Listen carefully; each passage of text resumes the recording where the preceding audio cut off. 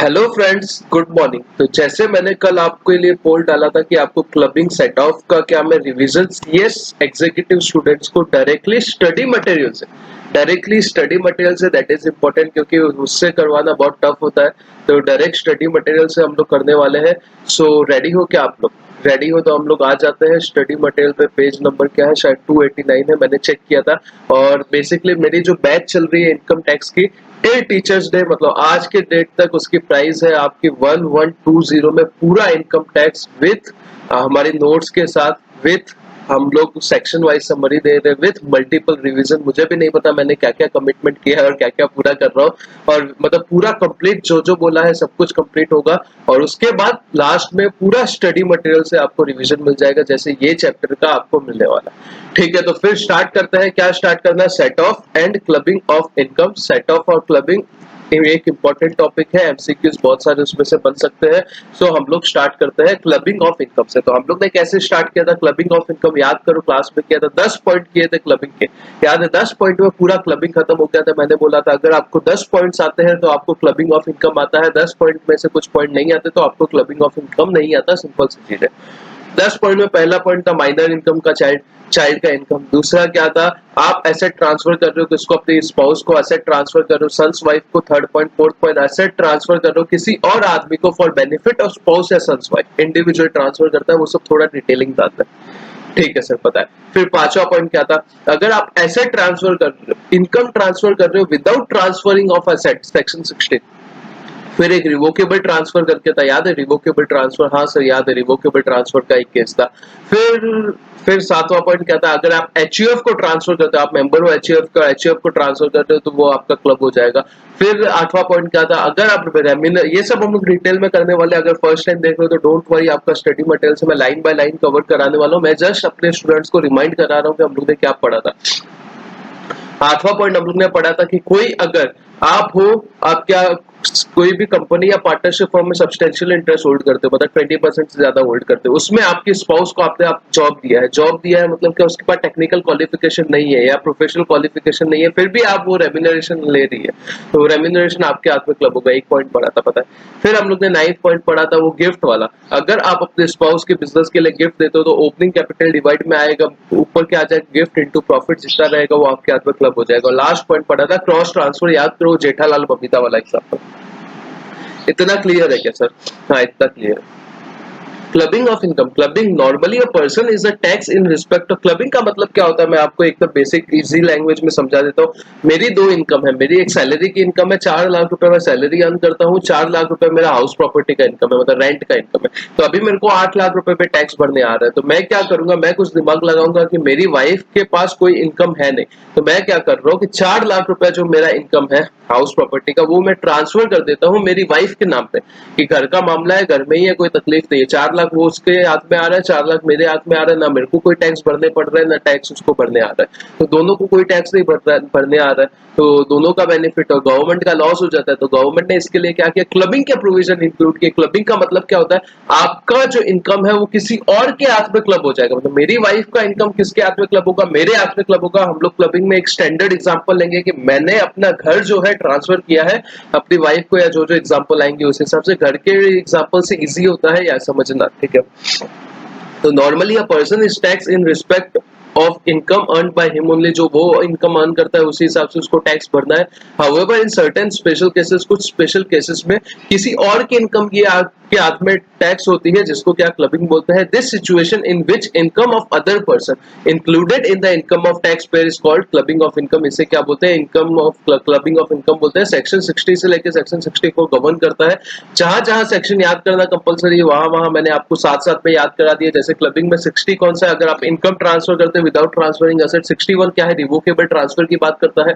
62 क्या बात करता है? रिवोकेबल ट्रांसफर का एक्सेप्शन की बात करता है, वो अगर डेथ हो जाती है वो वाला। और 63 क्या बात करता है? रिवोकेबल ट्रांसफर की डेफिनेशन बात करता है, डीम रिवोकेबल ट्रांसफर क्या होता है। फिर 64 में बचे हुए सब पॉइंट आ जाते हैं, उसके सबसेक्शन से याद करने की जरूरत नहीं है, बचे हुए सब 64 में आते हैं, ठीक है।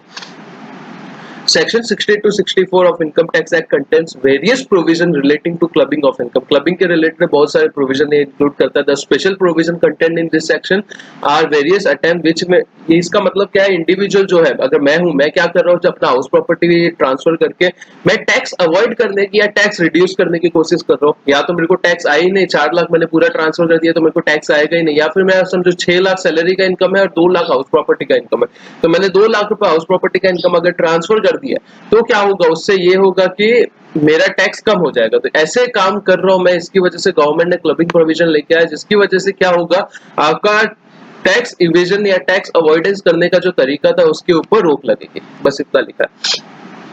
फिर सेक्शन 60 की बात की हुई है. सेक्शन 60 क्या बोलता है, ट्रांसफर ऑफ इनकम. आप क्या कर रहे हो, इनकम को ट्रांसफर कर रहे हो विदाउट ट्रांसफरिंग ऑफ एसेट, जो हम लोग ने 5th पॉइंट देखा था अपने क्वेश्चंस पे. तो उसमें ये नीचे वाले पार्ट देखो, दैट उसके लिए 3 कंडीशन है. The tax payer has own asset. Tax payer का जो एसेट है वो टैक्स पेयर खुद ओन करना चाहिए. The ownership of asset is not transferred by. Ownership आपको ट्रांसफर नहीं करना. क्या ट्रांसफर करना है, सिर्फ आपको क्या ट्रांसफर करना है, सिर्फ आपको उसका इनकम ट्रांसफर करना है. जैसे आपको घर है, आपके पास हाउस प्रॉपर्टी, तो आप घर ट्रांसफर नहीं कर रहे हो, उसमें से जो रेंट आ रहा है सिर्फ वही ट्रांसफर कर रहे हो. The income from the asset is transfer to any person under a settlement और agreement. The income from the asset is transfer to any person. यहाँ पे वो नहीं है कि आपको सन्स वाइफ को ट्रांसफर करना है, स्पाउस को ट्रांसफर करना है, ऐसा कुछ नहीं. किसी भी आदमी को आप ट्रांसफर कर सकते हो, अंडर एनी सेटलमेंट कर रहे हो या एग्रीमेंट कर रहे हो, फर्क नहीं पड़ता. ठीक है, तो सेक्शन 60 एप्लीकेबल हो जाएगा. तो इसका मतलब क्या, अगर मैं ट्रांसफर कर रहा हूँ अपने हाउस प्रॉपर्टी की इनकम अपने किसी भी पर्सन को, आपको ट्रांसफर कर रहा हूँ, तो क्या मतलब है ये प्रोविजन का. तो ये प्रोविजन का मतलब है कि वो जो 2 लाख रुपए मैंने आपको ट्रांसफर किया, वो 2 लाख रुपए आपके हाथ में टैक्स न लग के वो 2 लाख रुपए मेरे हाथ में टैक्स लगेगा. सिंपल है. Section 60 of income tax act 1961 provides the provisions relating to clubbing of income where transfer income is done without transferring of asset. Asset transfer किए बिना आपने इनकम ट्रांसफर किया है. Where a person transfer to any other person, आपने किसी और person को transfer किया. एनी अदर, ये पर्सन याद रखना. पर्सन का मतलब क्या होता है मेरे क्लास वालों, याद रखो, 2 into 3 + 1 होता है. 2 into 3 + 1 याद है. 2 2 का 3 जोड़ी प्लस 1, 2 2 के 3 जोड़ी में क्या था, इंडिविजुअल एचयूएफ. फिर 2 क्या था, कंपनी पार्टनरशिप फॉर्म थे. फिर क्या था, एओपी बीओआई. फिर एक कौन सा था, लोकल अथॉरिटी. फिर लास्ट क्या था, एजेपी. इसमें से कोई भी पर्सन हो चलेगा, जरूरी नहीं है इंडिविजुअल. कोई भी पर्सन को आप ट्रांसफर कर रहे हो चलेगा, वेदर रिवोकेबल और रिवोकेबल है या नहीं है फर्क नहीं पड़ता. रिवोकेबल का मतलब नीचे आएगा. From an asset without transferring that asset. Asset नहीं ट्रांसफर करो, सिर्फ इनकम ट्रांसफर करे, तो इनकम क्या हो जाएगा, आप ट्रांसफरर के हाथ में इंक्लूड हो जाएगा. 2 टर्म होता है, एक ट्रांसफरर टर्म होता है, एक ट्रांसफरी टर्म होता है. ट्रांसफरर का मतलब क्या होता है, ट्रांसफरर का मतलब क्या होता है पता है, जो ट्रांसफर कर रहा है एसेट. ट्रांसफरी का मतलब क्या हो रहा है, जिसको एसेट मिल रहा है. तो ये जिसने एसेट ट्रांसफर किया उसके हाथ में क्या हो जाएगा, टैक्सेबल हो जाएगा. 1 सेकंड के लिए रुक जाइए, 1 सेकंड, 1 सेकंड, 1 सेकंड. मेरा मोबाइल इससे कनेक्टेड है तो पूरा डेटा खत्म हो जाएगा, सॉरी. फिर transfer includes any settlement, trust, ये सब ठीक है. तो सेक्शन 60 क्लियर है. सिंपल सी आपको ध्यान रखनी है कि आपने इनकम ट्रांसफर किया है without transfer of asset. If the above conditions are satisfied, अगर कोई भी आपको डाउट आ रहा है, बिल्कुल माइनर सा भी डाउट आ रहा है, डोंट झिझकना मत, बिल्कुल हेजिटेट मत होना, और आपको क्या करना है, कमेंट बॉक्स में आके मेरे को डाउट पूछना है. आपका भला होगा, मुझे कुछ फर्क नहीं पड़ता. देखो आपका अच्छा होगा, मैं आपको रिप्लाई दे दूंगा within 24 hour. Comment box में यूट्यूब पे मेरे को कमेंट करके कोई डाउट है ये चैप्टर के रिलेटेड तो पूछो, मैं सॉल्व करने की ट्राई करूंगा पूरी. If the above condition are satisfied, अगर ऊपर वाली कंडीशन सेटिस्फाई होती है तो ट्रांसफरर के हाथ में इनकम क्लब हो जाएगा. अगर ट्रांसफरर ट्रांसफर करता है asset and keeps the income for himself, अगर वो इनकम अपने पास रखता है एसेट ट्रांसफर करके, तो भाई उसके हाथ में, सीधी बात, उसके हाथ में टैक्स लगेगा. समझो ना, आपकी इनकम है, आपने कमाई, आपके पास ही पड़ी है, तो क्या फर्क पड़ता है सामने वाले के, आपके हाथ में टैक्स लगेगा. Section 60 of the act has no application. ये सेक्शन 60 का कोई एप्लीकेशन नहीं है. Where asset producing income are transferred with the income, मतलब एसेट आपने साथ में ट्रांसफर कर दिया तो सेक्शन 60 यहाँ पे आएगा नहीं. फिर एक केस लॉ की बात की हुई है राम प्रसाद मेहता वाले. There may be field of operation of section 61 to 64 but certainly not of section 60. ध्यान रखने की जरूरत नहीं है, बस यही बोला हुआ है कि अगर एसेट ट्रांसफर कर दिया तो आपको 60 नहीं आएगा. 61 से 64 में बहुत सारी चीजें दी हुई है, उसमें आप कंसिडर करोगे. फिर इलस्ट्रेशन 1 क्या बोलता है, A owns a debenture worth ₹10 lakh, 10 lakh का एबीसी लिमिटेड का डिबेंचर है ए के पास. एनुअल इंटरेस्ट बीइंग ₹1 लाख, उसके ऊपर 1 लाख रुपए इंटरेस्ट आ रहा है. ऑन 1 अप्रैल 2019 ही ट्रांसफर, वो ट्रांसफर कर रहा है, वो इंटरेस्ट इनकम किसको ट्रांसफर कर रहा है, बी को ट्रांसफर कर रहा है. His friend without transferring the ownership of debenture, debenture transfer किए बिना ही उसका क्या इनकम ट्रांसफर कर रहा है तो किसके हाथ में क्लब होगा? ए के हाथ में क्लब होगा। सेम वे इलस्ट्रेशन 2 आप पढ़ लो 1 सेकंड के लिए, मैं पॉज कर देता हूं, पॉज करके 30 सेकंड का टाइम देता हूँ, इलस्ट्रेशन 2 पढ़ लो। ये चैप्टर आपको इसी के साथ खत्म करना है, बाद में नहीं पढ़ना, बाद में क्वेश्चन सॉल्व करने से। ट्रांसफर वाला जो अपने नोट्स में 6 पॉइंट था, मैं आपको एक बार और रिमाइंड कराना चाहता हूं कि आपको ये एक बार रेफरेंस के लिए सिर्फ सुनना है लेक्चर, उसके बाद आपने नोट से ही पढ़ना है। कुछ आपको एडिशनल पॉइंट लगे कि ये पॉइंट लिखने जैसा जरूरी है तो नोट्स में साथ में लिख दो और खत्म करो, बाद में वापस इसके ऊपर मत आना, क्योंकि ये पढ़ने में बहुत ज्यादा टाइम लगेगा और इनकम टैक्स आपको 50 मार्क्स का है, ना कि 800 मार्क्स का, 700 मार्क्स का। तो वो हिसाब से पढ़ना। अपने नोट्स बहुत ही कंसाइज है, सब कुछ चीजें इसमें लेके, जो यहाँ पे 50 पेज है वो वहां पे 7-8 पेज पे तो करेक्ट। तो इसमें से कुछ आपको लगे कि हाँ ये चीज लिख देनी चाहिए तो लिख दो, बाकी सब कुछ इंक्लूडेड है, डोंट वरी, आपको उससे ही पढ़ना है। बस ये वाला लेक्चर एक बार आपको सुन लेना है, ठीक है। 1 सेकंड, मैंने माइक इंसर्ट नहीं किया, मैं कर देता हूँ, जस्ट वेट फॉर 1 सेकंड। हाँ, तो रिवोकेबल ट्रांसफर का मतलब क्या होता है? मैंने हाउस प्रॉपर्टी ट्रांसफर किया, किसको किया? मेरी वाइफ को किया। फॉर एग्जांपल समझो मैंने अपनी वाइफ को हाउस प्रॉपर्टी ट्रांसफर किया, तो ये ट्रांसफर हो गया। रिवोकेबल का मतलब क्या होता है सर? रिवोकेबल में ऐसा स्पेशल क्या है? तो वो जो मैंने ट्रांसफर किया, उसके जो एग्रीमेंट है, समझो मैंने सेल किया तो सेल डीड है, तो उसमें मैंने क्या एक कंडीशन डाल के रखा है। क्या कंडीशन डाला है? कि ये जो एसेट है ये आपको मेरे को वापस रीट्रांसफर करना है। मैंने अभी ट्रांसफर किया, आपको मेरे को क्या करना है? रीट्रांसफर करना है। मैंने आपको कोई बुक ट्रांसफर की, अभी उसमें मैंने क्या प्रोविजन डाला कि आपको मेरे को रीट्रांसफर करना है। अगर उसमें रीट्रांसफर है, मतलब रिवोकेशन का ऑप्शन है, तो वो क्या हो जाएगा? रिवोकेबल ट्रांसफर हो जाएगा। और ऐसा ट्रांसफर क्या होगा? बेसिकली आपके जिसने ट्रांसफर किया था उसके हाथ में उसमें से इनकम जो आएगी वो क्लब हो जाएगी। सिंपल सी चीज है। मतलब क्या इसका मतलब क्या है? ऐसा क्यों होगा? क्योंकि आप क्या कर रहे हो? आप सिर्फ पागल बना रहे हो गवर्नमेंट को। अभी मेरे पास घर है, मैंने किसी और आदमी को, स्पाउस को ट्रांसफर करूं तो क्या फर्क पड़ता है? मैंने लाइफ टाइम के लिए ट्रांसफर किया, कोई फर्क नहीं पड़ता। बट अगर मैंने क्या किया, किसी भी आदमी को ट्रांसफर किया तो वो खा सकता है ना। तो इसके लिए मैंने क्या किया? एक एग्रीमेंट करा है। क्या एग्रीमेंट करा है? कि ये एसेट मैं वापस तुमसे ले लूंगा, ये एसेट मैं वापस तुमसे ले लूंगा। मतलब क्या है? मैं उसके ऊपर अभी भी पावर अपना एक्सरसाइज कर रहा हूँ। तो इसका मतलब क्या है? मेरा पावर है तो इनकम भी मेरे हाथ में टैक्सेबल होनी चाहिए, ऐसा गवर्नमेंट बोलती है। तो रिवोकेबल ट्रांसफर में 3 सेक्शन है, 67 यही बोलता है कि अगर आप रिवोकेबल ट्रांसफर करते हो तो क्या होगा? तो क्या होगा कि जो इनकम ट्रांसफर ही अर्न करेगा, मतलब जो घर मैंने ट्रांसफर किया था आपको, आपने उसमें से इनकम अर्न की, रेंट इनकम अर्न की, तो किसके हाथ में क्लब होगी? मेरे हाथ में क्लब होगी, ना कि आपके हाथ में क्लब होगी। ठीक है, पहला पॉइंट क्लियर है। हाँ, फिर सेक्शन 62 क्या बोलता है? अगर जो रिवोकेशन का पावर है, अगर ट्रांसफर ही, जिसको आपने एसेट ट्रांसफर किया था, अपने एग्जांपल में आप आपकी लाइफ टाइम तक अगर मैं रिवोकेशन का पावर एक्सरसाइज नहीं करता, मतलब क्या डेथ तक एक्सरसाइज नहीं करता, तो फिर रिवोकेशन एप्लीकेबल नहीं होगा। मतलब सामने वाला मर गया भाई, पूरी टाइम लाइफ टाइम यूज कर ली, फिर वो असेट आप लोग कोई भी लोग, कुछ फर्क नहीं पड़ता। फिर सेक्शन 63 क्या बोलता है? 63 बोलता है कि रिवोकेशन का डेफिनेशन बोलता है, as per section 63 a transfer shall be deem to be revocable. ये माना जाएगा, डीम मतलब डीमिंग फिक्शन डाला है कि मान लिया जाएगा रिवोकेबल, भले नहीं है फिर भी मान लिया जाएगा। क्या? It contains a provision of री ट्रांसफर। पहले मैंने समझो घर ट्रांसफर किया, मतलब समझो सेल किया, तो सेल डीड होता है। सेल डीड के अंदर मैंने एक साफ साफ प्रोविजन डाला है, क्या किया? ये घर जो है वो री ट्रांसफर होगा। री ट्रांसफर डायरेक्टली इनडायरेक्टली होगा, फर्क नहीं पड़ता, होल या पार्ट होगा, फर्क नहीं पड़ता। इनकम ट्रांसफर उसकी होगी, एसेट ट्रांसफर होगा, फर्क नहीं पड़ता। पर ट्रांसफर री ट्रांसफर होना चाहिए। क्या होना चाहिए? ऐसा प्रोविजन डाला रहना चाहिए कि री ट्रांसफर होगा, डायरेक्टली होगा, इनडायरेक्टली फर्क नहीं पड़ता, होल होगा, पार्ट होगा, फर्क नहीं पड़ता, इनकम होगा, एसेट होगा, फर्क नहीं पड़ता। ठीक है। It in any way gives the transferor a right. Transfer मतलब जो मैंने घर ट्रांसफर किया था, मेरे को राइट दे रहा है। कैसा राइट दे रहा है? To reassume the power. मैं पावर वापस, वो घर के ऊपर जो पावर है वो री एज्यूम कर सकता हूँ, वेदर डायरेक्टली इनडायरेक्टली फर्क नहीं पड़ता, होल पार्ट फर्क नहीं पड़ता, इनकम एसेट है फर्क नहीं पड़ता। तो where revocable transfer means transferor of asset assume the right to reacquire the asset. वो वापस से परचेस करने का उसके पास राइट है फ्रॉम सच एन एसेट, इधर होल और पार्ट फर्क नहीं पड़ता, फ्यूचर में आप भी फर्क नहीं पड़ता, during the life time of transfer, उसकी डेथ के बाद नहीं, उसकी जब तक जिंदगी है तब तक। It is also included a transfer which gives a right to reassume power. वो सेकंड पॉइंट था, री एज्यूम पावर वाला।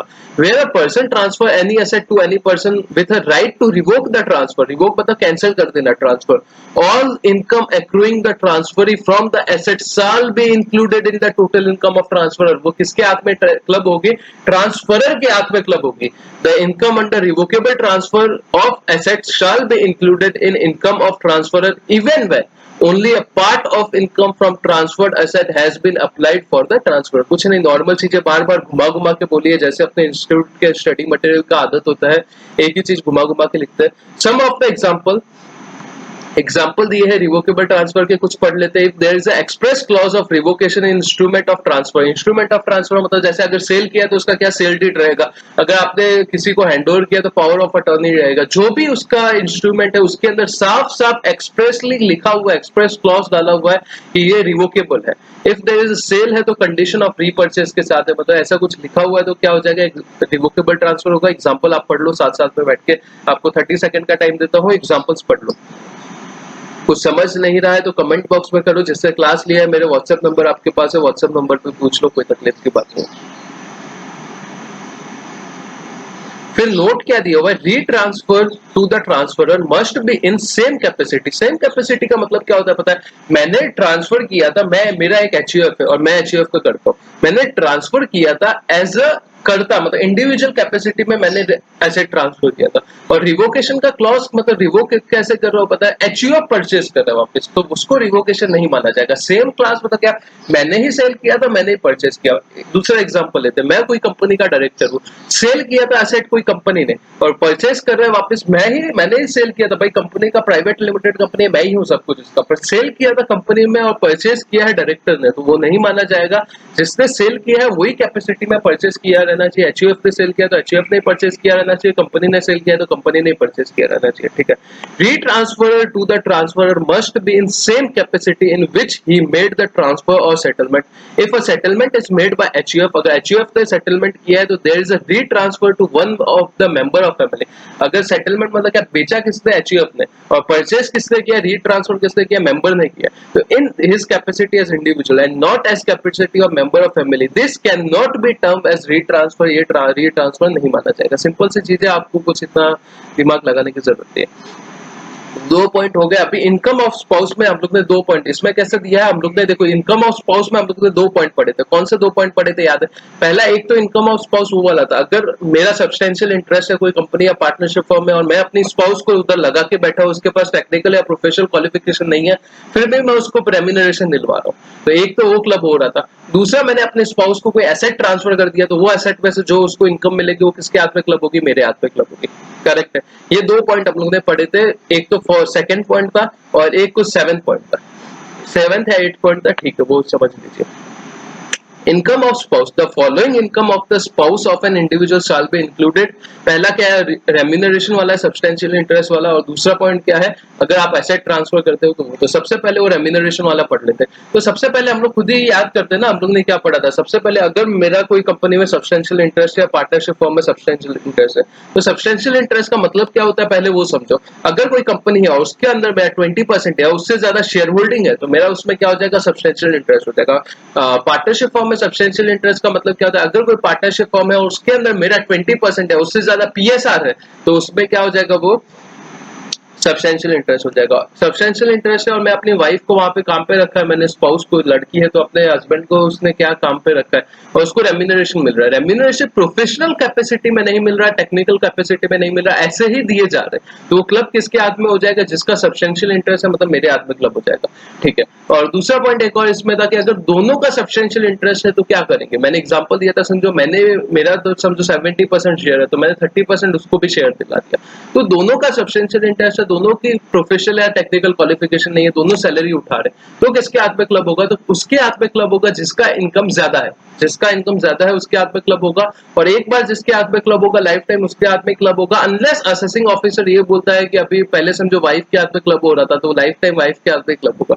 पर अगर असेसिंग ऑफिसर चाहता है कि हस्बैंड के हाथ में क्लब हो, तो वो क्या बोलेगा, अपॉर्चुनिटी ऑफ बीइंग हर्ड देगा और वो कर सकता है। वापस पढ़ लेते हैं। All such income as arise directly or indirectly to the spouse of an individual by way of salary, commission, fees or any other remuneration, मतलब remuneration के हिसाब से पेमेंट दिया होना चाहिए, whether in cash या kind फर्क नहीं पड़ता, from a concern in which such individual has substantial interest। ये वर्ड बहुत इंपॉर्टेंट है, substantial interest। एक्सेप्शन क्या है, टेक्निकल या प्रोफेशनल क्वालिफिकेशन रहेगा तो भाई वो अपने हक का कमा रही है, तुम्हें कोई फर्क नहीं पड़ता इनकम टैक्स वाला। अभी समझो ना वो चार्टेड अकाउंटेंट है और उसको 50,000 रुपए सैलरी दे रहे, तो क्या गलत है, उसको बाहर भी मिलने वाला था, कोई फर्क नहीं पड़ता। कंपनी सेक्रेटरी 40-50 हजार सैलरी दे रहे, क्या फर्क पड़ता है, बाहर भी मिलने वाला था। सब्सटेंशियल इंटरेस्ट का मतलब क्या होता है, मैंने वही बोला कि कंपनी है तो 20%, शेयर होल्डिंग पार्टनरशिप फर्म है तो पीएस है 20%। X has a substantial interest, ये वाला इलस्ट्रेशन पढ़ते हैं, ऊपर वाला सिर्फ एक लाइन का है। ये when both husband and wife have substantial interest, तो क्या होगा, where both husband and wife have substantial interest in the concern and both are receipt of remuneration in such concern, तो remuneration from such concern is included in total income of husband or wife, जिसका income ज्यादा होगा। Total income excluding the income refer to that clause 61(1)(2) greater, मतलब ये वाले clause से पहले जो इनकम है वो जिसका ज्यादा रहेगा उसके हाथ में क्लब हो जाएगा। Where any such income is included in total income of either spouse, या हस्बैंड या वाइफ के हाथ में एक के हाथ में क्लब हो गया तो उसके बाद के सक्सीडिंग ईयर में उसी के हाथ में क्लब होता रहेगा, unless the assessing officer is satisfied after giving that spouse an opportunity of being heard, मतलब उसको बोलने की पावर देगा और उसके बाद वो जिसके हाथ में करना है वो कर सकता है। फिर इलस्ट्रेशन है, mister P is employed as a public relation officer in a company where Mrs P holds 21% of equity share, मतलब मिसेस पी का वहां पे सब्सटेंशियल इंटरेस्ट है इसलिए मिस्टर पी को उससे क्या एज अ जॉब पे रख दिया है। सी has been holding share before marriage with Mr. P, उसकी शादी से पहले उसके पास शेयर थे। Mr. P get salary of 1500 per month, 1500 per month मतलब कितना, 15,000 10 मंथ का हो गया, 18,000 रुपीज उसको कितना सैलरी मिल रहा है पूरे साल का। The whole salary of 18,000 will be included in income of Mrs P provided mister P के पास कोई टेक्निकल क्वालिफिकेशन नहीं होनी चाहिए, ठीक है। इतना क्लियर है, एक बार एग्जांपल पढ़ लो, 10 सेकंड का टाइम देता हूँ और साथ साथ में पढ़ते रहो। अभी तक हम लोग ने 3 पॉइंट पढ़े हैं, 3 नहीं 4 पॉइंट पढ़ लिए। पहले क्या, अगर इनकम ट्रांसफर कर रहे हो विदाउट ट्रांसफरिंग एसेट, दूसरा रिवोकेबल वाला, थर्ड क्या, दोनों स्पाउस वाले, सब्सटेंशियल, थर्ड ही पॉइंट पढ़ा, फोर्थ पढ़ने वाले कि अगर सब्सटेंशियल इंटरेस्ट वाला पार्ट है तो, ठीक है, ठीक है सर। फोर्थ पॉइंट में क्या करें, अगर आप अपना एसेट ट्रांसफर कर रहे हो इन एडिक्वेट कंसिडरेशन या विदाउट कंसिडरेशन, मतलब विदाउट कंसिडरेशन का मतलब क्या होता है, फ्री ऑफ कॉस्ट ट्रांसफर कर रहे हो। इन एडिक्वेट कंसिडरेशन का मतलब क्या होता है, 5 लाख का एसेट है, 5,000 ट्रांसफर कर रहा है। अगर कोई इंडिविजुअल ट्रांसफर कर रहा है, किसको ट्रांसफर कर रहा है, अपने स्पाउस को ट्रांसफर कर रहा है, मतलब लड़की है तो हस्बैंड को, लड़का है तो अपनी वाइफ को, इतना आपको पता है। Where an individual transfer directly और indirectly any asset other than house property to the spouse, the income from such asset shall be included in income of a transferor, तो ट्रांसफरर के हाथ में इंक्लूड होगी, जिसने ट्रांसफर किया basically उसके हाथ में, यही क्लबिंग सीख रहे हैं हम लोग। In order to attract the provision of the sections, it is not necessary that asset must have been transferred by assessor to his spouse in the same form, ये जरूरी नहीं है कि सेम फॉर्म में ट्रांसफर हुआ, मतलब मैंने क्या है, एज अ लैंड का एक प्लॉट दिया था उसको, ट्रांसफर किया था, उसने उसके ऊपर टेंट बना के कुछ सेल करने लगे और उसमें से इनकम अर्न होने लगा, तो भी क्या होगा, कुछ फर्क नहीं पड़ता, वो मेरे हाथ में टैक्सेबल हो जाएगा। एक्सेप्शन है, कुछ एक्सेप्शन है। The transferer has, लोग एक्सेप्शन पढ़ लेते हैं, however there are exception to this rule, मतलब जो हम लोग ने 6414 पढ़ा, 6414 क्या मतलब, आप इंडिविजुअल अपनी स्पाउस को एसेट ट्रांसफर कर रहे हो विदाउट कंसिडरेशन, इनएडिक्वेट कंसिडरेशन, और उसमें से जो उसको इनकम मिलेगी वो आपके हाथ में क्लब हो जाएगी। The transferor has received adequate consideration, अगर उसको पैसा मिल गया तो भाई क्या तकलीफ है, मतलब 5 लाख की मार्केट वैल्यू का एसेट है, 5 लाख स्पाउस ने आपको ट्रांसफर कर दिया तो भाई क्या फर्क पड़ता है, अब वही 5 लाख रुपए पे उसकी स्पाउस ने कैपिटल गेन भर दिया है तो टैक्स तो वैसे भी गवर्नमेंट को मिल रहा है तो क्लब नहीं होगा। The transfer has been made in connection with agreement to live apart, live apart का मतलब क्या होता है, वो डाइवोर्स वाला पार्ट है ना, जेफ बेजोस के साथ हुआ था, उसका बहुत सारा पैसा उसकी वाइफ ने लिया था, तो अगर लिव अपार्ट का केस है तो ये एप्लीकेबल नहीं होगा, वो टाइम पे आपने एसेट ट्रांसफर किया तो आप, मैंने क्या बोला था, ये चीज याद रखो कि शादी चालू हुई रहनी चाहिए, मतलब शादी का पीरियड चालू रहना चाहिए। उसका मतलब क्या है कि फियांसी वगैरह भी नहीं चलेगा, अगर एंगेजमेंट हो गई है शादी नहीं हुई है तो भी नहीं चलेगा, और डाइवोर्स वगैरह हो गया तो भी नहीं चलेगा, शादी का पीरियड चालू रहना चाहिए। The income of asset transfer shall not be included in the income of transfer after death of spouse, by death of spouse के बाद तो नहीं होगा, ठीक है। The income from asset transferred shall be included in the income of transfer only if the relationship as a spouse exist on the two dates, मतलब ये दो डेट को, ट्रांसफर वाली डेट को, इनकम जिस दिन आ रही है उस दिन को शादी चालू रहना चाहिए। वही मैंने बोला था कि फियांसी नहीं चलेगा, डाइवोर्स नहीं चलेगा, शादी वाला पीरियड चालू होना चाहिए। Only the direct income earn by, अगर डायरेक्ट इनकम होती है तो मतलब जो रेंट वगैरह आ रहा है वही आपको इनकम बेसिकली टैक्सेबल होगी, इनडायरेक्ट इनकम होगी तो नहीं होगी। मतलब अगर उसने अपने स्किल से कुछ सबलेट वगैरह करके इनकम अर्न की है तो वो नहीं होगी, जो डायरेक्ट इनकम आ रही है वो एसेट से वही क्लब होगी, इनडायरेक्ट इनकम नहीं होगी।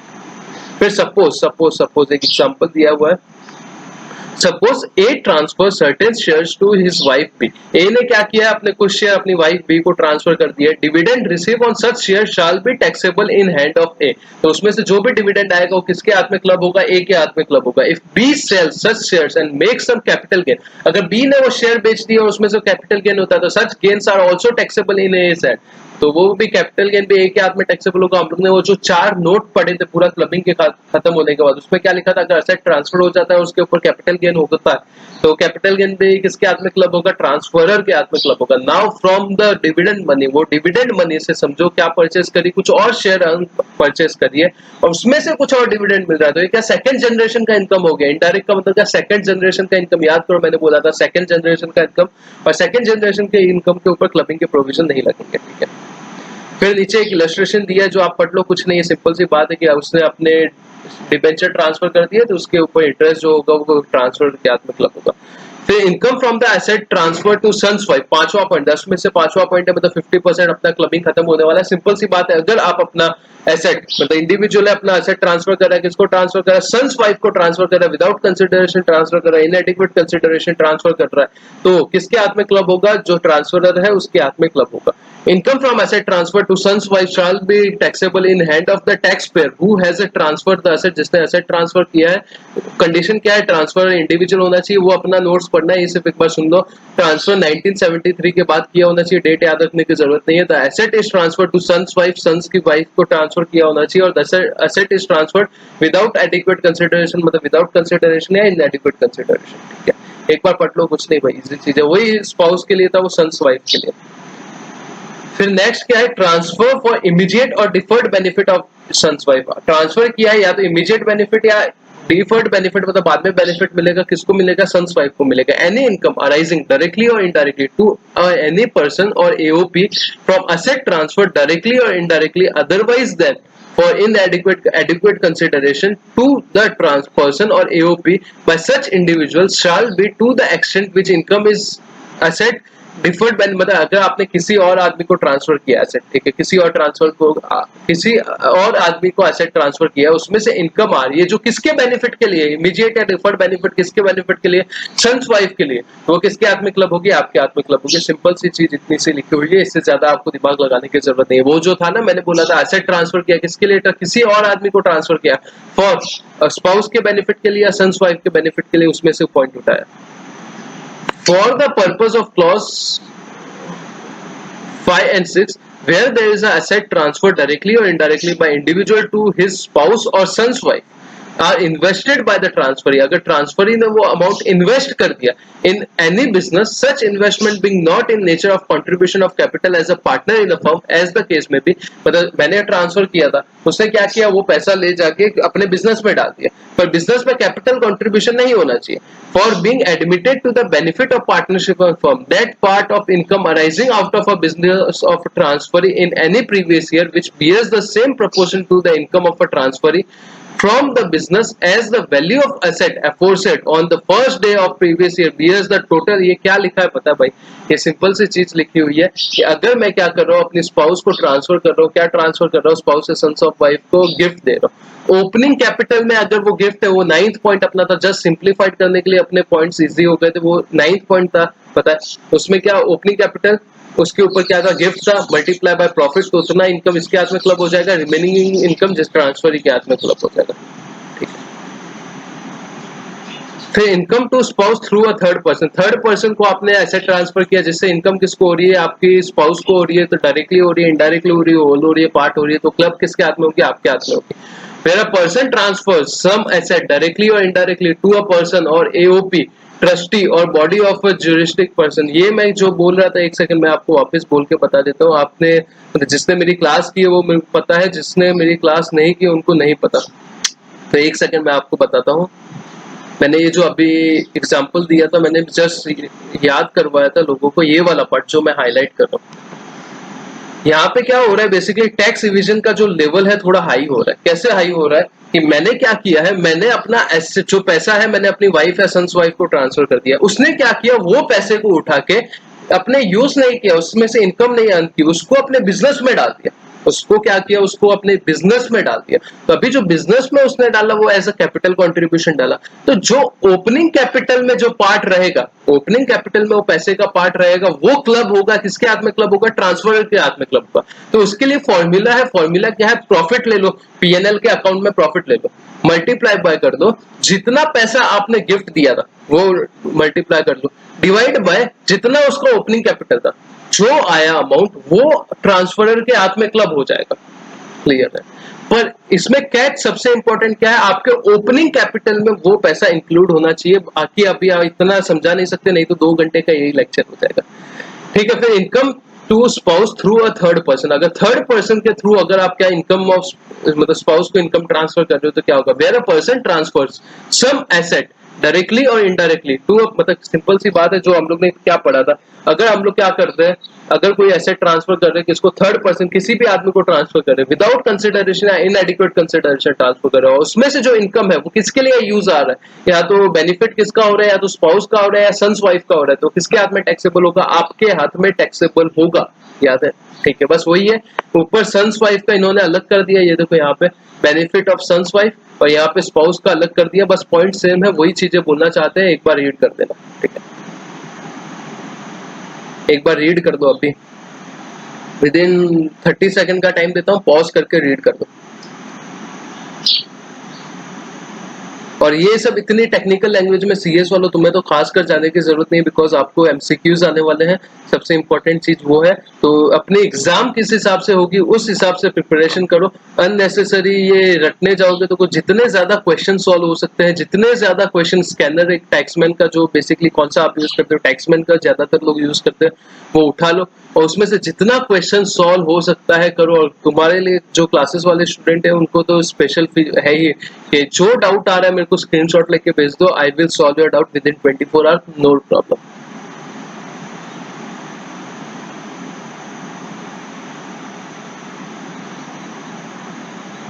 ठीक है, अभी आगे बढ़ते हैं। Clubbing of minor child, minor child का क्लबिंग का इनकम किस हिसाब से होगा। अगर कोई माइनर चाइल्ड है तो वो इनकम अर्न कर रहा है, तो वो क्लब किसके हाथ में होगा, पेरेंट के हाथ में होता है। कौन से पेरेंट के हाथ में होता है, मम्मी के हाथ में होता है कि पापा के हाथ में होता है। जिसका इनकम ज्यादा होता है बिफोर दिस इनकम उसके हाथ में क्लब हो जाएगा। ठीक है सर, हाँ ठीक है। फिर हम लोग ने क्या देखा था, एमएसडी वाले केस में, महेंद्र सिंह धोनी एमएसडी है ना, वो वाले केस में क्या होगा, वो वाले केस में आपका क्लबिंग नहीं होगा। एम मतलब क्या, अगर वो चाइल्ड अपने मैनुअल वर्क मतलब अपना मजदूरी वगैरह करके पैसा कमा रहा है। एस मतलब क्या, अगर वो चाइल्ड अपने स्किल या टैलेंट की वजह से कमा रहा है, मतलब डीआईडी में जाके डांस कर रहा है, इंडियन आइडल में गाना गा रहा है, कुछ भी स्पोर्ट्स खेल रहा है, तो वो क्या होगा, स्किल या टैलेंट है उसका, तो उससे कमा रहा है, तो चाइल्ड के हाथ में ही टैक्सेबल होगा, क्लब नहीं होगा। थर्ड क्या है, डी, अगर उसको डिसेबिलिटी है, वो चाइल्ड को कोई भी एटीयू वगैरह सेक्शन होता है ना, उसमें कोई डिसेबिलिटी मतलब बीमार वगैरह है, तो भी वो उसी के हाथ में क्लब होगा, पेरेंट के हाथ में क्लब नहीं होगा। फिर हम लोग ने कुछ 4-5 पॉइंट देखे थे कि अगर माइनर मैरिड डॉटर वगैरह है, तो स्टेप चाइल्ड है, अडॉप्टेड चाइल्ड है, तो वो उसका भी इनकम क्लब होता है। फिर 1500 पर एनएम का डिडक्शन मिल जाता है, दूसरा पॉइंट पढ़ा था। फिर एक और पॉइंट पढ़ा था कि एक बार जिस पेरेंट के हाथ में क्लब हो जाता है तो लाइफ टाइम उसी के हाथ में क्लब होता है, एक्सेप्ट अगर असेसिंग ऑफिसर चाहता है कि दूसरे के हाथ में क्लब हो, तो वो after giving opportunity of being heard ऐसा कर सकता है। ये सब हम लोग ने पढ़ा था। All income which arises or accrues to the minor child being not MSD वाले को छोड़ के shall be clubbed in hand of income of parent. However, any income which is derived by minor child from manual work से या skill या talent से या sports वगैरह से आता है, तो parent के हाथ में club नहीं होगा. Further, the income of minor shall be included in the income of the parent whose total income, excluding the income includable with subsection, is greater. दोनों में से जिसका इनकम ज्यादा है उसके हाथ में क्लब होगा, सिंपल सी बात कर रहे हैं। फिर marriage of minor parent subsection, अगर मतलब दोनों का शादी टिकता नहीं है, मतलब दोनों अलग अलग हो जाते हैं, ये भी पॉइंट आप लोग ने देखा, तो वो केस में किसके हाथ में क्लब होगा, जो वो बच्चे को संभाल रहा है उसके हाथ में क्लब होगा। Once the income of minor is included in total income of one parent, अगर एक के हाथ में क्लब होता है तो लाइफ टाइम उसी के हाथ में क्लब होगा, अनलेस असेसिंग ऑफिसर क्या बोलता है कि इसके हाथ में नहीं, उसके हाथ में क्लब होना चाहिए after giving opportunity of being heard. In case of income of an individual includes any income of his minor child, तो उसको 1500 रुपए का क्या मिल जाएगा, डिडक्शन मिल जाएगा, एग्जम्पशन मिल जाएगा। क्लियर है, माइनर चाइल्ड वाला क्लियर है। 10 सेकंड का टाइम देता हूँ, पॉज करके पढ़ लो, साथ साथ में खत्म करो भाई। तो और क्लासेस वालों तुम्हारे तो क्या नोट से ही पढ़ना है, तुमको कोई तकलीफ नहीं, वो सब कुछ इंक्लूडेड है, बस एकदम चार्ट फॉर्म में अच्छे फॉर्म में डाला हुआ है। आज टीचर्स डे है, 1120 में आपको क्लास मिल सकती है।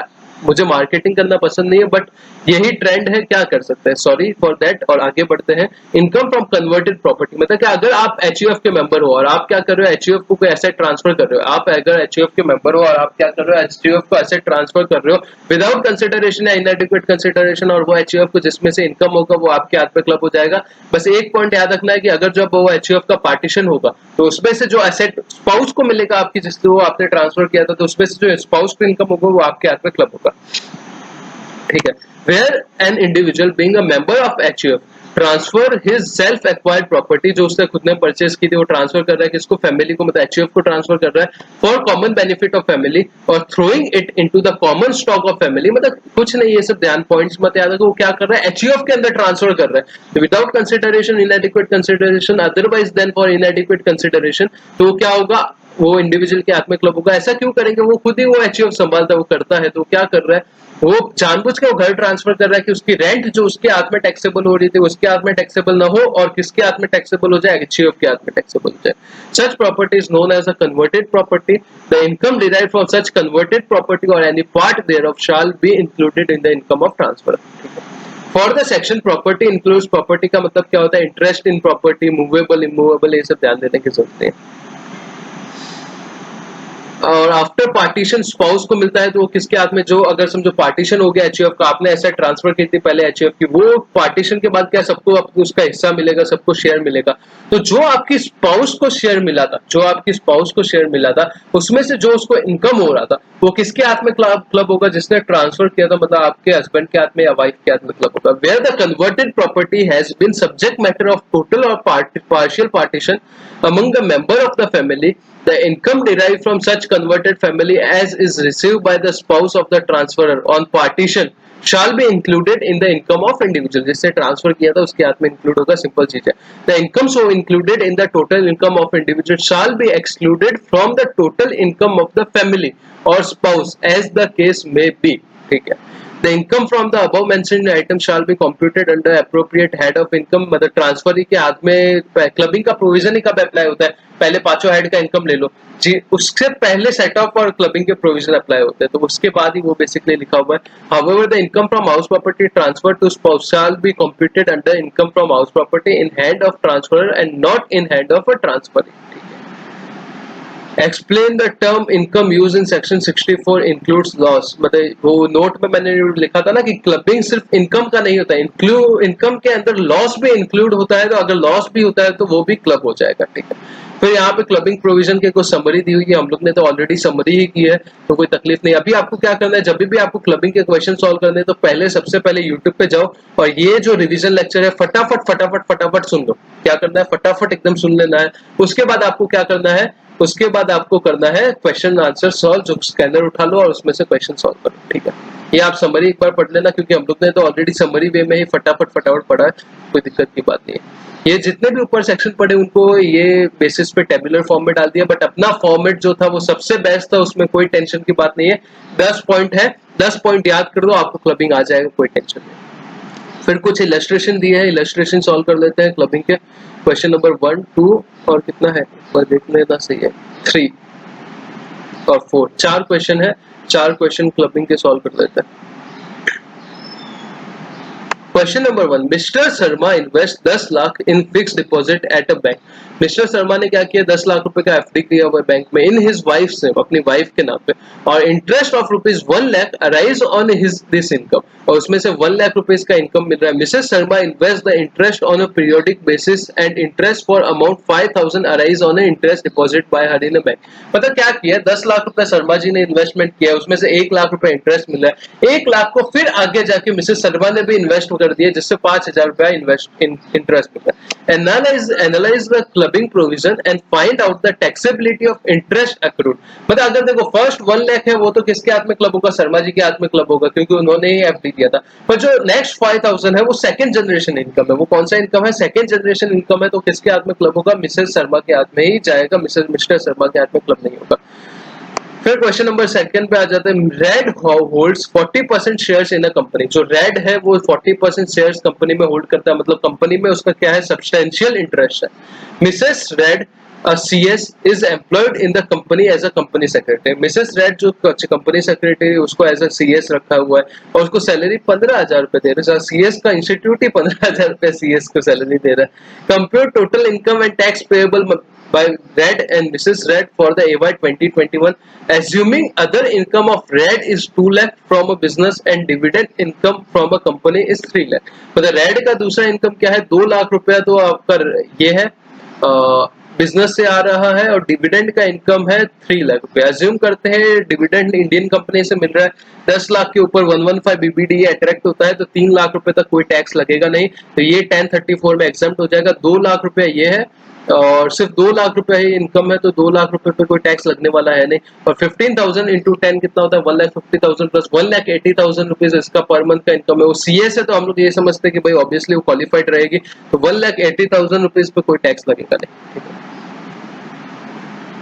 तो क्या किया, इनकम फ्रॉम सैलरी 1,80,000, 15,000 इंटू 12 किया हुआ है और नील इसका कोई सैलरी का इनकम है नहीं। इसका इनकम फ्रॉम बिजनेस कितना है 2 लाख, इसका बिजनेस का इनकम नहीं है।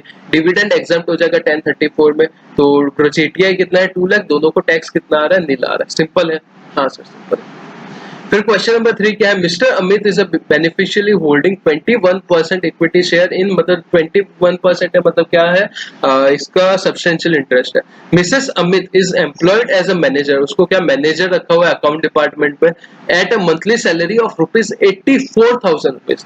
Mrs Amit is not having any knowledge, उसके पास कोई नॉलेज नहीं है, मतलब उसको फोकट में रेम्यूनरेशन दे रहे हैं। Will the remuneration receive by Mrs Amit will be taxable in hand of mister Amit? बिल्कुल होगा। हम लोग ने यही तो पढ़ा था, अगर सब्सटेंशियल इंटरेस्ट है और फुकट का रेम्यूनरेशन दिला रहा है तो किसके हाथ में टैक्सेबल होगा, जिसका सब्सटेंशियल इंटरेस्ट है उसके हाथ में क्लब होगा, मतलब यहाँ पे मिस्टर अमित के हाथ में क्लब होगा। In this situation mister Amit is having a substantial interest in esteem minerals private limited and remuneration of Mrs Amit is not justifiable, justifiable नहीं है। That is she employed without any technical और professional knowledge and hence salary received by Mrs Amit is from Exim Private Limited will be club in hand of Mr. Amit। ठीक है, simple. Question number 4 की बात करते हैं। Mister Kapoor gifted 8,40,000 to his wife, उसने क्या किया, 8,40,000 रुपए अपनी वाइफ को गिफ्ट किया। The said amount is invested by his wife in a debenture of a company, किसके लिए, डिबेंचर में डाल दिया। 8,40,000 आपने ट्रांसफर किया था, उसने अमाउंट किसमें इन्वेस्ट कर दिया, डिबेंचर में कर दिया। Will the income from debenture purchase by Mrs Kapoor from gifted money be club with the income of mister Kapoor? भाई क्यों नहीं होगा ना, 8,40,000 रुपए का असेट ट्रांसफर हुआ, उसमें से जो भी इनकम निकलेगा वो हस्बैंड के हाथ में क्लब होगा। Fund is transferred by gift, gift के द्वारा ट्रांसफर हुआ। द सेक्शन 64(1)(4) जो भी है सेक्शन 64 अट्रैक्ट होगा। मतलब अपना पहला पॉइंट, पहला नहीं दूसरा पॉइंट, पहला पॉइंट माइनर चाइल्ड का था, दूसरा पॉइंट जो था वहां किया ये बात कर रहा है कि अगर आपने इन एडवोकेट कंसिडरेशन या विदाउट कंसिडरेशन में एसेट ट्रांसफर किया है, किसको ट्रांसफर किया, अपनी वाइफ को ट्रांसफर किया, स्पाउस को ट्रांसफर किया, तो उसमें से जो इनकम आएगी वो आपके हाथ में क्लब होगी, सिंपल सी चीज है। तो इसके साथ अपना क्लबिंग खत्म हो जाता है। हम लोग ने ऑलमोस्ट पूरा लाइन बाय लाइन करा है। कैरी फॉरवर्ड का लॉस मतलब क्या होता है, लॉस का मतलब क्या होता है ये समझते हैं। पहले 3 टर्म यहाँ पे दी है, सेट ऑफ दिया है, कैरी फॉरवर्ड दिया है, लॉस दिया है। लॉस का मतलब क्या है, आपकी जो इनकम है वो आपकी खर्चों से कम हो गई, मतलब आपके खर्चे हैं जो आपकी इनकम से बढ़ गए, तो जो आपकी कॉस्ट थी वो आपकी इनकम से बढ़ गई, तो क्या हो जाएगा, लॉस हो जाएगा। सिंपल सी बात है, साइड करते हैं। सेट ऑफ का मतलब क्या होता है, सिंपल सी चीज है। मैंने आपको एग्जांपल दिया था कि आप क्लास में आए, आपने वो फ्रैंकी वगैरह खाई अपने फ्रेंड्स के साथ और वो सेट ऑफ कर दिया, याद। बेसिकली क्या सेट ऑफ का मतलब होता है, सेट ऑफ का मतलब ये होता है कि आपने, आपके 2 इनकम है, मतलब एक आप सैलरी से इनकम अर्न कर रहे हो, एक दूसरी आप बिजनेस से हाउस प्रॉपर्टी में अर्न कर रहे हो। तो सैलरी में आपको 5 लाख रुपए का इनकम है और हाउस प्रॉपर्टी में आपको 3 लाख रुपए का लॉस है। तो गवर्नमेंट आके ऐसा बोलती है कि जो 5 लाख रुपए का आपको इनकम मिला है उसके ऊपर आप टैक्स भरो। तो आप क्या बोलोगे, साला पागल तो समझा है कि यहाँ पे मेरे को 5 लाख का इनकम हुआ था पर वही साल में मेरे को हाउस प्रॉपर्टी में लॉस हुआ है ना। तुमने हेड अलग अलग बना के रखे तो क्या फर्क पड़ता है, पर मेरे को तो लॉस हुआ है एक्चुअल में, तो मैं नहीं भरूंगा टैक्स। ये दोनों को मैं सेट ऑफ करूंगा और उसके बाद टैक्स भरूंगा। सेट ऑफ का मतलब क्या था, वो 5 लाख का प्रॉफिट और 3 लाख का लॉस सेट ऑफ किया तो कितना 2 लाख का प्रॉफिट आया, मैं वो 2 लाख रुपए पे टैक्स भरूंगा, ना कि मैं 5 लाख पे टैक्स भरूंगा। फिर कैरी फॉरवर्ड का मतलब क्या होता है, आगे लेके जाना, मूव ऑन करना, मतलब क्या होता है, कैरी फॉरवर्ड करना। कैरी फॉरवर्ड का मतलब क्या, ये लॉस समझो, ये साल पे मेरे को क्या 5 लाख रुपए का लॉस आया, पूरे साल में मैं एक बिजनेस कर रहा हूँ, मेरा 5 लाख का लॉस आया। नेक्स्ट ईयर में मेरे को 10 लाख का प्रॉफिट आया, तो गवर्नमेंट आके बोलता है कि 10 लाख रुपए पे टैक्स भर, तो आप क्या बोलोगे भाई 10 लाख रुपए में मैं क्यों टैक्स भरूं, मेरा लास्ट ईयर मेरा 5 लाख रुपए का लॉस भी तो था, उसका क्या, उसको उसके टाइम पे आपने मेरे को रिफंड दिया था क्या, पैसा नहीं दिया था ना, तो मैं 5 लाख रुपए का कैरी फॉरवर्ड करूंगा और अगले साल जाके सेट ऑफ करूंगा। वो 5 लाख का लॉस है वो अगले साल जाके क्या होगा, कैरी फॉरवर्ड होगा, अगले साल 10 लाख और 5 लाख सेट ऑफ होगा और 5 लाख रुपए पे मैं टैक्स भरूंगा। थोड़ा बहुत क्लियरिटी आया, ठीक है। और आपको तो भाई पूरा आ गया रहेगा जिससे पहले किया हुआ है। While we endeavors to derive income, the possibility of incurring loss cannot be ruled out. जब हम लोग इनकम कैलकुलेट करते हैं तो लॉस आ सकता है, बिल्कुल आ सकता है। Based on the such principle of natural justice, a set of should be available for a loss incurred. अगर लॉस आता है तो उसको सेट ऑफ करने दिया जाना चाहिए। The income tax laws in India recognise this and provide for adjustment and utilisation of loss. ठीक, for this purpose, the Income Tax Act 1961 contains a specific provision of section 70 से लेकर 80 तक for the set off and carry forward. Income tax is levied on the total income of the previous year of the assessee and it is necessary to ascertain the total income. Further, loss incurred by the assessee is to be set off against any income. Simple से जो मैंने चीज बोली वही घुमा घुमा के बोली हुई है। अगर एक जगह पे प्रॉफिट है दूसरी जगह पे लॉस है तो इनकम टैक्स आपको वो लॉस को प्रॉफिट के साथ सेट ऑफ करने देता है, बस। अभी कैसे सेट ऑफ होगा कैसे नहीं होगा, हम लोग ने दो सेक्शन देख सीखे थे, सेक्शन 70 सीखा था, सेक्शन 71 सीखा था। 70 क्या बोलता था, इंट्रा हेड बोलता था, इंट्रा हेड लॉस का सेट ऑफ कैसे होगा। 71 बोलता था इंटर हेड का कैसे होगा। इंट्रा हेड का मतलब क्या होता है, सेम इंटर हेड और इंट्रा हेड का मैंने कैसे समझा था, इंटर कास्ट मैरिज का मतलब क्या होता है, एक कास्ट की दूसरी कास्ट के साथ मैरिज हो रही है, तो इंटर कास्ट मतलब अलग, मतलब एक कास्ट की दूसरे कास्ट के साथ मैरिज हो रही है। और इंट्रा कास्ट मतलब क्या, साथ में एक ही कास्ट में मैरिज हो रही है। तो इसका मतलब क्या हुआ, इंटर हेड एडजस्टमेंट का मतलब क्या है, एक हेड का दूसरे हेड के साथ एडजस्टमेंट होना क्या होगा, इंटर हेड एडजस्टमेंट होगा। और एक हेड का अंदर अंदर एक ही हेड के साथ एडजस्टमेंट क्या होगा, इंट्रा हेड एडजस्टमेंट। क्लियर है। तब अगर समझो सबसे पहले सेक्शन 70 क्या बोलता है, इंट्रा हेड एडजस्टमेंट की बात करता है कि आप एक हेड का क्या करो दूसरे हेड के साथ एडजस्टमेंट कर सकते हो। मतलब समझो एक बिजनेस में लॉस आ रहा है दूसरे बिजनेस प्रॉफिट आ रहा है, तो आप क्या कर सकते हो, एक लॉस को दूसरे प्रॉफिट के साथ सेट ऑफ कर सकते हो। इसको क्या बोलेंगे, इंट्रा हेड एडजस्टमेंट बोलेंगे। एक हाउस प्रॉपर्टी से रेंट का इनकम आ रहा है, दूसरे हाउस प्रॉपर्टी में इंटरेस्ट का लॉस आ रहा है, तो दोनों को सेट ऑफ कर सकते हो। इसको क्या बोलोगे, इंट्रा हेड एडजस्टमेंट बोलोगे। पर इंट्रा हेड एडजस्टमेंट के 4 एक्सेप्शन है। पहला एक्सेप्शन, जो स्पेक्युलेटिव बिजनेस का लॉस है, जो स्पेक्युलेटिव बिजनेस का लॉस है वो सिर्फ स्पेक्युलेटिव बिजनेस के गेन के साथ ही सेट ऑफ होगा। जो स्पेक्युलेटिव बिजनेस का लॉस है वो सिर्फ स्पेक्युलेटिव बिजनेस के साथ ही सेट ऑफ होगा। जो स्पेसिफाइड बिजनेस का लॉस है वो सिर्फ स्पेसिफाइड बिजनेस के साथ ही सेट ऑफ होगा। ऐसा मतलब मैंने समझाया हुआ है क्या, क्यों, कैसे होता है, किस लिए ये सब दिया गया है। तीसरा, अगर owning and maintaining of horse races का कोई लॉस है तो वो सिर्फ owning and maintaining of horse races के साथ ही सेट ऑफ होगा। और लॉन्ग टर्म कैपिटल लॉस है तो वो सिर्फ लॉन्ग टर्म कैपिटल गेन के साथ ही सेट ऑफ होगा। लॉन्ग टर्म कैपिटल जो हेड है वो किसका, किंग है, और शॉर्ट टर्म क्या है, प्रिंस है। याद है, हाँ सर याद आ गया। फिर इतना हो गया, फिर हम लोग ने क्या देखा था, और हम लोग ने देखा था 4 एक्सेप्शन देखे थे। जो इंट्रा हेड एडजस्टमेंट है उसको इंटर सोर्स एडजस्टमेंट भी बोलते हैं, इंट्रा हेड को इंटर सोर्स भी बोलते हैं। The process of adjustment of loss for source under a particular head of income against income from other source under the same head of income is called intra head. मतलब अंदर अंदर आप क्या कर रहे हो, एक ही हेड के अंदर अंदर आप एडजस्टमेंट कर रहे हो। Income of a person computed under 5 head, पता है हम लोग को, but yet they would classified under the same head. Consider a situation where Harish has a 2 property, दो उसके पास प्रॉपर्टी है, एक प्रॉपर्टी में से प्रॉफिट है दूसरे में से लॉस है, तो वो सेट ऑफ कर सकता है। इसको क्या बोलेंगे, इंट्रा हेड बोलेंगे। Thus, in the general, if the net result for any assessment year in respect of any source falling under the head of income is a loss, the assessee is entitled to set off the amount of such loss against his income from any other source under the same head. एक ही source के, एक ही head के अंदर, मतलब PGPP है तो PGPP के अंदर अंदर कोई भी सोर्स का है तो वो कर सकता है, पर उसके कुछ एक्सेप्शन है। 4 एक्सेप्शन हम लोग ने पढ़ लिए, ठीक है। However following exception, speculative, long term, casual income, फिर losses from activity owning maintaining houses, और लॉस फ्रॉम क्या है ये, exempted source can not be set off. अगर वो इनकम ऑलरेडी एग्जेम्प्ट है तो ऑब्वियसली बात है वो सेट ऑफ करने नहीं दी जाएगी। स्पेक्युलेटिव बिजनेस का लॉस सिर्फ स्पेक्युलेटिव बिजनेस के गेन से, लॉन्ग टर्म कैपिटल लॉस सिर्फ लॉन्ग टर्म कैपिटल गेन से। कैजुअल इनकम जो होता है हम लोग ने अदर सोर्सेज में सीखा था, याद है। कैजुअल इनकम का मतलब क्या होता है, आपने लॉटरी से, lottery winning, card game, batting, वो सब पत्ते सट्टे सब खेल रहे थे ना, क्रिकेट पे सट्टा लगा रहे थे, वो सब, उसका किसी के साथ सेट ऑफ कैरी फॉरवर्ड नहीं होता, उसको कोई डिडक्शन नहीं मिलता, वो कुछ होता ही नहीं है। तो इधर मैंने इसीलिए नहीं डाला था अपने नोट्स में, बिकॉज वो अपने को अदर सोर्सेज से क्लिक है। फिर क्या है, ओनिंग एंड मेंटेनिंग का लॉस सिर्फ ओनिंग एंड मेंटेनिंग के गेन से, और loss from an exempted source can not be, अगर वो ऑलरेडी इनकम एग्जेम्प्ट है तो वो किसी और सोर्स के साथ सेट ऑफ नहीं हो सकता। और फिर स्पेसिफाइड बिजनेस का सिर्फ स्पेसिफाइड। फिर इंट्रा हेड सेट ऑफ कैसे होगा, वो अपना चार्ट याद रखो, याद करो। देखो सबसे पहले पीजीबीपी में आ जाते हैं, तो पीजीबीपी सबसे पहले क्या करेंगे, इंटरहेड एडजस्टमेंट करेंगे, फिर इंटरहेड एडजस्टमेंट करेंगे, और फिर क्या कैरी फॉरवर्ड करेंगे। स्पेकुलेशन बिजनेस का क्या करेंगे, सबसे पहले स्पेकुलेटिव बिजनेस का गेन है उसके साथ सेट ऑफ करेंगे, अगर नहीं है तो कैरी फॉरवर्ड हो जाएगा। स्पेसिफाइड बिजनेस का लॉस है तो सबसे पहले स्पेसिफाइड बिजनेस के गेन से सेट ऑफ करेंगे, नहीं तो क्या हो जाएगा, कैरी फॉरवर्ड हो जाएगा।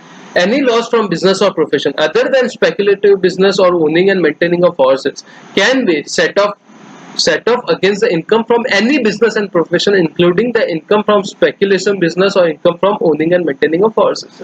ये क्या बोला, कोई हर जगह ये लिखा है कि जो स्पेकुलेशन बिजनेस का लॉस है वो सिर्फ स्पेकुलेशन बिजनेस के गेन के साथ सेट ऑफ होगा, same owning maintaining same specified. कहीं ये नहीं लिखा कि जो अगर स्पेकुलेशन बिजनेस का इनकम है वो कोई भी और दूसरा जो लॉस है उसको सेट ऑफ कराने को काम नहीं आएगा। मतलब क्या है, ये जो है दूसरों के दुख नहीं लेते, स्पेकुलेशन बिजनेस वगैरह जो है ना, अपना दुख अपने से ही सेटल करते हैं। मतलब अपना लॉस है अपने ही गेन के साथ सेटल करेंगे, पर ये दूसरों की हेल्प करते हैं। अगर इनमें इनकम है और दूसरों में लॉस है तो ये सेट ऑफ करने को तैयार है, ठीक है। If any business has discontinued during the year, the loss from such business can also be set off from the income of a other business, ठीक है। The loss suffered by wholly or owned subsidiary cannot be set off by the parent company। अगर loss सफर किया है किसने, Holi owned subsidiary ने, और वो set of नहीं हो सकता पेरेंट कंपनी में क्योंकि दोनों अलग अलग असेसी है। Similarly where loss incurred by wholly owned subsidiary company is reimbursed by the holding company. अगर होल्डिंग कंपनी क्या करे, रीएम्बर्स कर दी loss, the subsidiary company does not use the right to carry forward, और वो carry forward नहीं कर सकता। सिंपल सी बात है कि ये सेट ऑफ कैरी फॉरवर्ड नहीं हो सकता क्योंकि ये दो अलग अलग एंटिटी है, ठीक है। फिर loss from speculation business, such loss can set off only against the income of speculation business। तो इसका लॉस है सिर्फ स्पेकुलेशन बिजनेस के इनकम से सेट ऑफ हो सकता है। इट इज नॉट एसेंशियल, जरूरी नहीं है that nature of the other speculation transaction must be same. ये जरूरी नहीं, समझो एक एजिंग का ट्रांजैक्शन है, दूसरा किसका डेरिवेटिव का ट्रांजैक्शन है, कुछ भी हो सकता है। एक कमोडिटी डेरिवेटिव का ट्रांजैक्शन है, दूसरा एमसीएक्स का ट्रांजैक्शन है, कुछ भी हो कोई फर्क नहीं पड़ता, बस स्पेकुलेशन नेचर का। स्पेकुलेशन बिजनेस का मतलब क्या होता है, ऐसे बिजनेस जिसमें डिलीवरी पॉसिबल नहीं है, मतलब विदाउट डिलीवरी बिजनेस हो रहा है। जैसे आपको कमोडिटी मार्केट का पता है, बहुत लोग बोलते हैं ना मैंने 1 किलो गोल्ड खरीदा, फिर आधे घंटे बाद 1.5 किलो गोल्ड 1 किलो गोल्ड बेच दिया, जो मार्जिन रहता है वो इनका इनकम होता है। एक्चुअली में गोल्ड कहीं खरीदा बेचा नहीं है, एक्चुअली गोल्ड कहीं खरीदा बेचा नहीं, जस्ट ऑनलाइन काम चल रहा है, तो उसको क्या स्पेकुलेशन बिजनेस बोलते हैं। Speculative transaction in different community and different market are treated as a one business, उसको क्या एक ही बिजनेस माना जाएगा। However loss from illegal speculation business can not be set off, अगर स्पेकुलेशन बिजनेस इलीगल है तो उसका सेट ऑफ नहीं हो सकता। Similarly, where the assessee earns commission on the speculation business, अगर उस पर कमीशन मिलता है तो उसको वो स्पेकुलेशन लॉस के सामने सेट ऑफ करने का हक नहीं है, क्योंकि ये कमीशन का इनकम है, ये आपका बिजनेस का इनकम नहीं है। By virtue of an explanation to section 73, where any part of the business of a company other than company whose GTI mainly of interest on security, house property, capital gain, income from other sources, or a company the principal business, simple सी चीज बोलिए कि speculation business आपका main business होना चाहिए। अगर आपकी main business नहीं है, मतलब प्रिंसिपल बिजनेस क्या है, अदर सोर्सेज से आ रहा है, हाउस प्रॉपर्टी से आ रहा है, रेंट से आ रहा है, ये सब है, कंसिस्ट ऑफ, और फिर आप क्या करो, परचेज सेल करो shares of company, such company shall for the purpose of section 73 B deemed as a carrying on the speculation business to the extent which business consist of a purchase and sale of such share. जितना purchase sale किया shares का speculation, उतना ही वो क्या माना जाएगा, speculation transaction माना जाएगा, ठीक है। ठीक है, तो एक बार ये पढ़ लो, फिर इसके बाद क्या, one head against other head, section 71 करते हैं। इंटर हेड, देखो अभी इसमें कितना कॉम्प्लिकेशन किया है, मैंने अभी जस्ट आपको अपना नोट्स ओपन करके बताता हूँ हम लोग ने कितने इजीली किया है, और सब पॉइंट ऑलमोस्ट नहीं, सब पॉइंट हम लोग ने कवर करके रखे हैं, जिससे आपके सब जो आपका पास्ट पेपर्स में से बेसिकली क्या आता है, स्कैनर में से जितने भी क्वेश्चन है आपके सब आराम से सॉल्व हो जाएंगे। मैं आपको अपने नोट्स दिखाता हूँ, ये करने जाओगे तो आपकी भाई 2 साल लगे वो नोट्स बनाने में, मजाक नहीं है। जस्ट सेटअप पे आ जाता हूँ मैं, just look at this is our notes. हम लोग को इसमें से ही पढ़ना है, और कुछ आपको लगे एक दो पॉइंट इसमें से लिखना है तो प्रिंट निकाल के इसके ऊपर लिख लीजिए।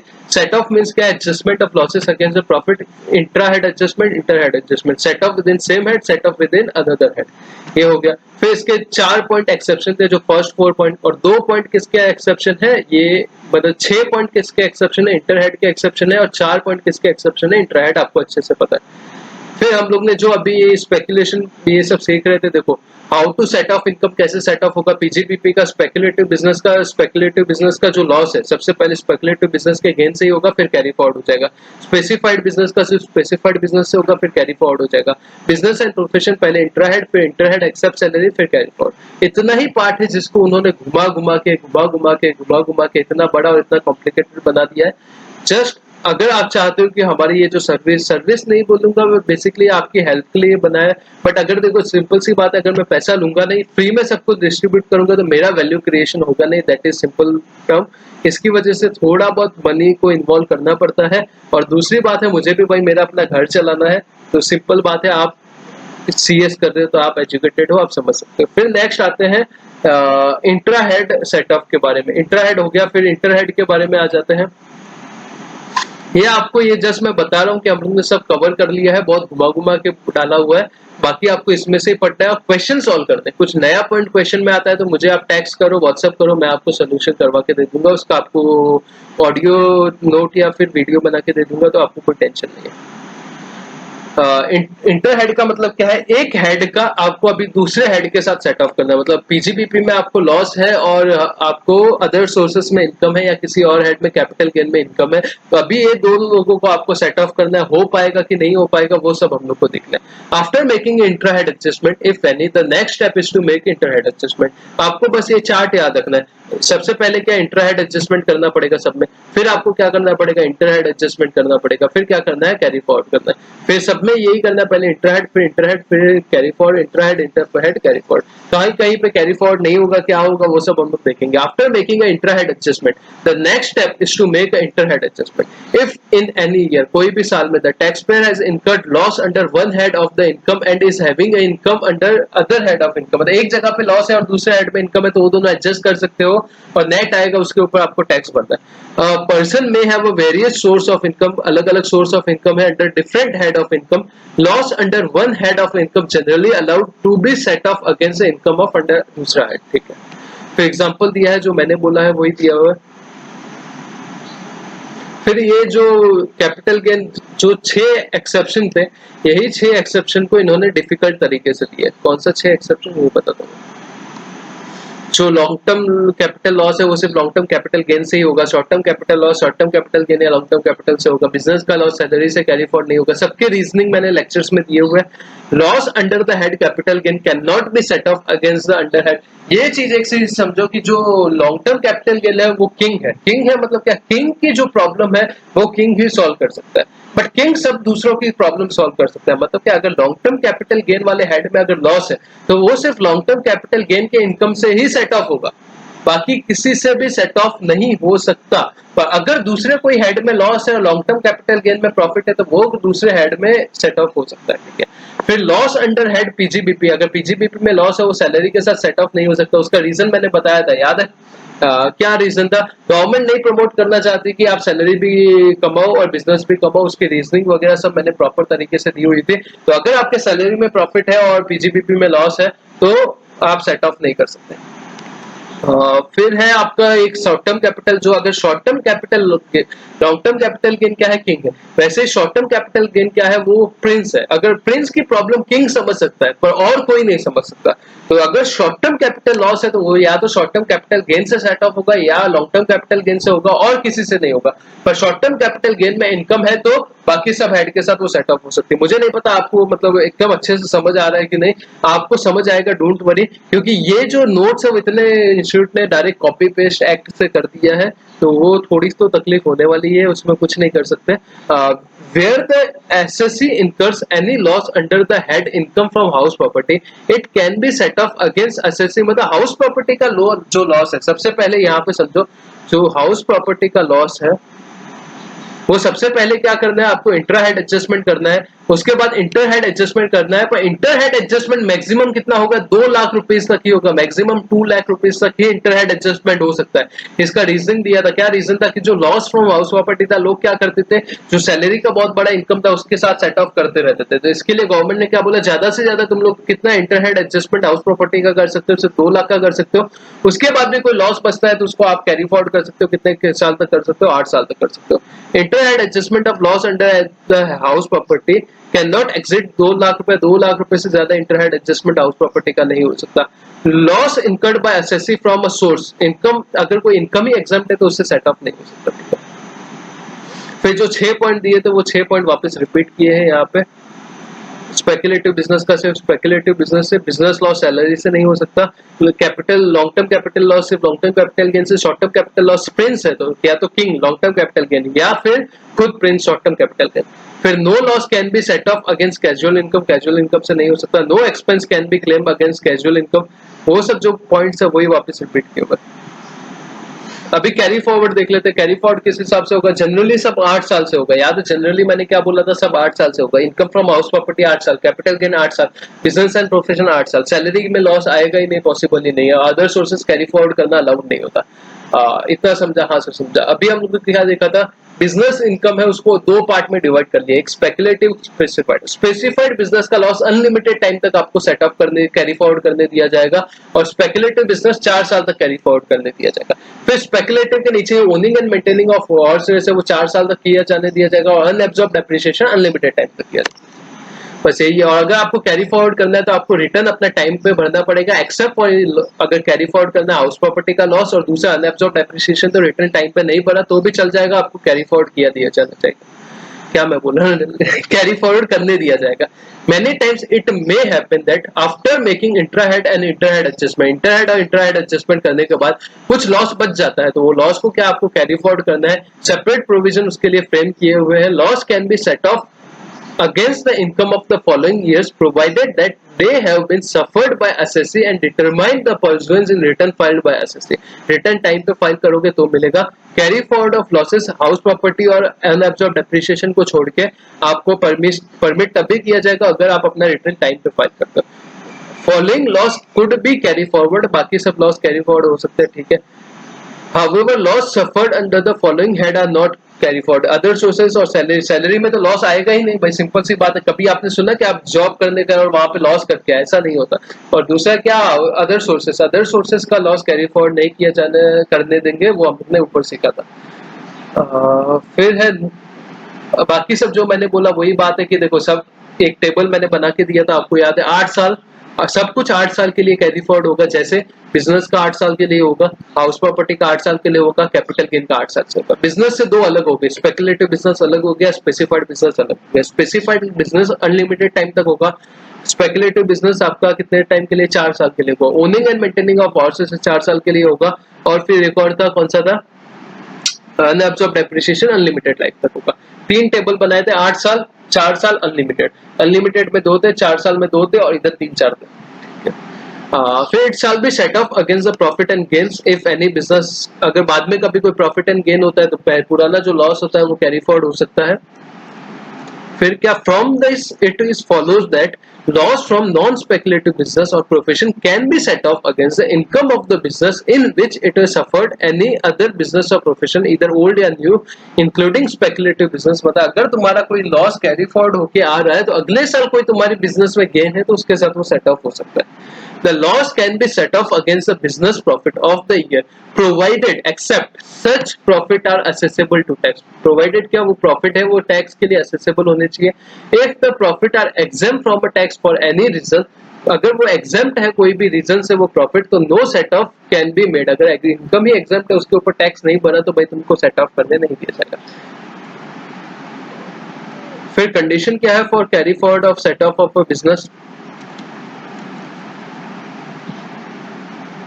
तो उसकी कुछ कंडीशन है। फर्स्ट क्या, the right of carry forward set off is available to same assessee. जो जिसका लॉस सेट ऑफ, मतलब जिसको लॉस इनकर हुआ है वही loss carry forward set of कर सकता है, उसके अलावा कोई भी आदमी नहीं कर सकता। पर एक चीज हम लोग ने सीखी थी, उसका एक्सेप्शन क्या सीखा था, अभी तक हम लोग ने एक सीखा हुआ है, आपके इधर नहीं देखा था, कहाँ पे हम लोग ने अमालगमेशन वाला चैप्टर कैपिटल गेन था उसमें देखा था।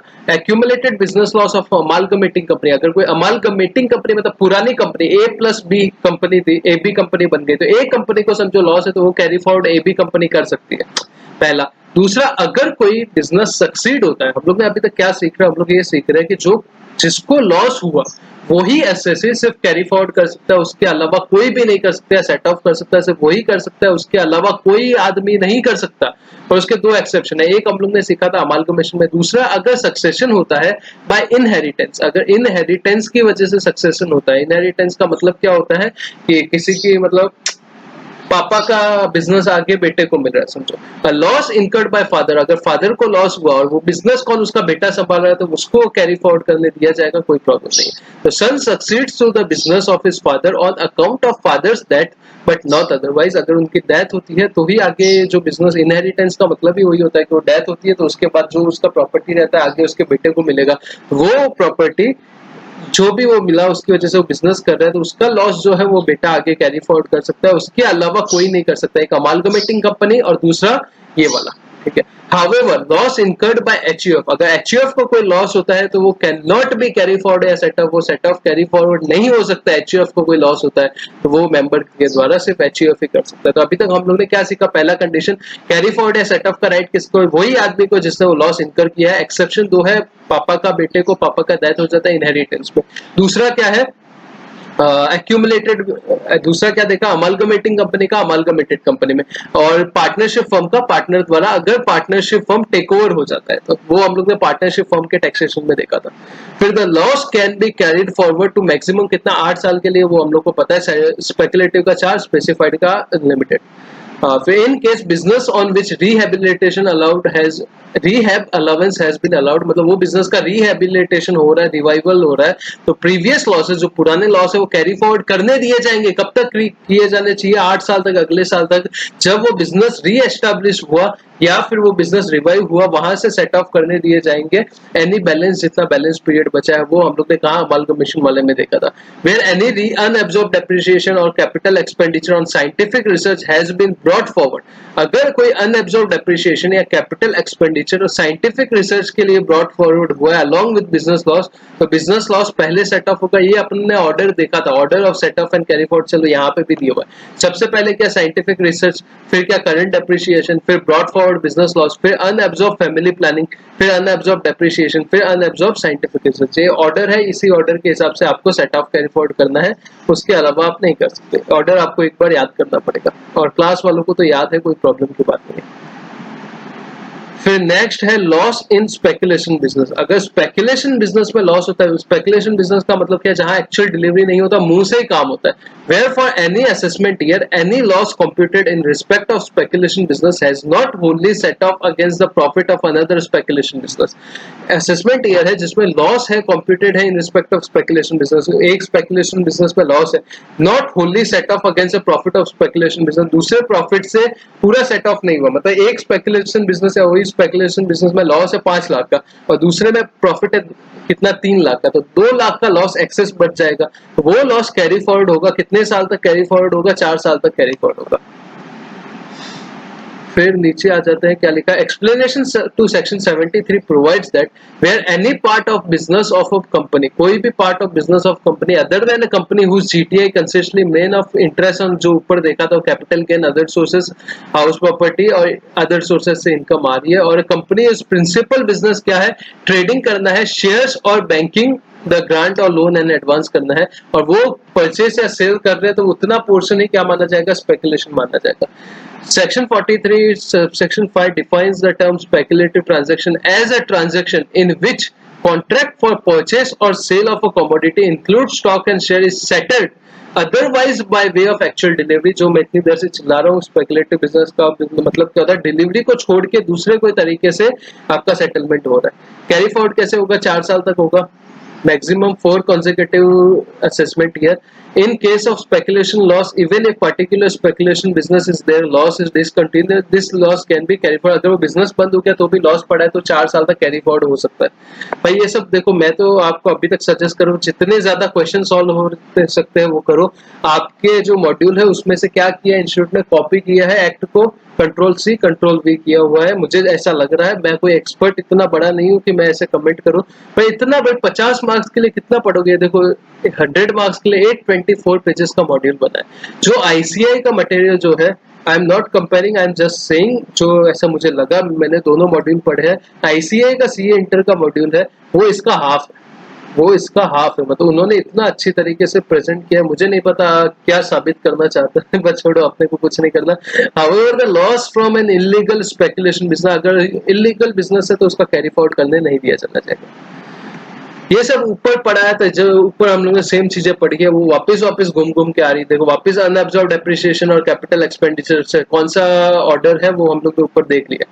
Sometimes there may be brought forward speculation loss and current year non-speculation business loss। कभी कभी क्या होगा कि brought forward speculation है और current year non-speculation business loss है, ठीक है। Now the problem arise, problem क्या आ रही है, where the brought forward speculation loss should be adjusted first against current year speculation loss और current year non speculative loss. मतलब दो तरीके के बिजनेस है, एक नॉर्मल बिजनेस है, एक स्पेकुलेशन बिजनेस है, दोनों के लॉस है। तो अभी क्या करें, पहले नॉर्मल बिजनेस को मतलब सेट ऑफ करें या स्पेकुलेशन बिजनेस को सेट ऑफ करें? Accordingly to the administrative AO may allow the assessee, assessing officer allow करेगा set off against current year speculative. एक सेकंड, नॉन, तो ये शुड बी फर्स्ट कैसे होगा, स्पेकुलेटिव बिजनेस के साथ ही सेट ऑफ होगा। ये अपने चार्ट पे आ जाओ यार, एक सेकंड। स्पेकुलेटिव बिजनेस का सबसे पहले क्या होगा, स्पेकुलेटिव बिजनेस गेन से सेटअप होगा, फिर क्या होगा, कैरी फॉरवर्ड होगा। कोई टेंशन की बात ही नहीं। अगर नॉर्मल बिजनेस है, नॉर्मल बिजनेस का सबसे पहले इंटरहेड होगा, फिर इंटरहेड होगा एक्सेप्ट सैलरी, मतलब इंटरहेड, और फिर क्या होगा, कैरी फॉरवर्ड होगा।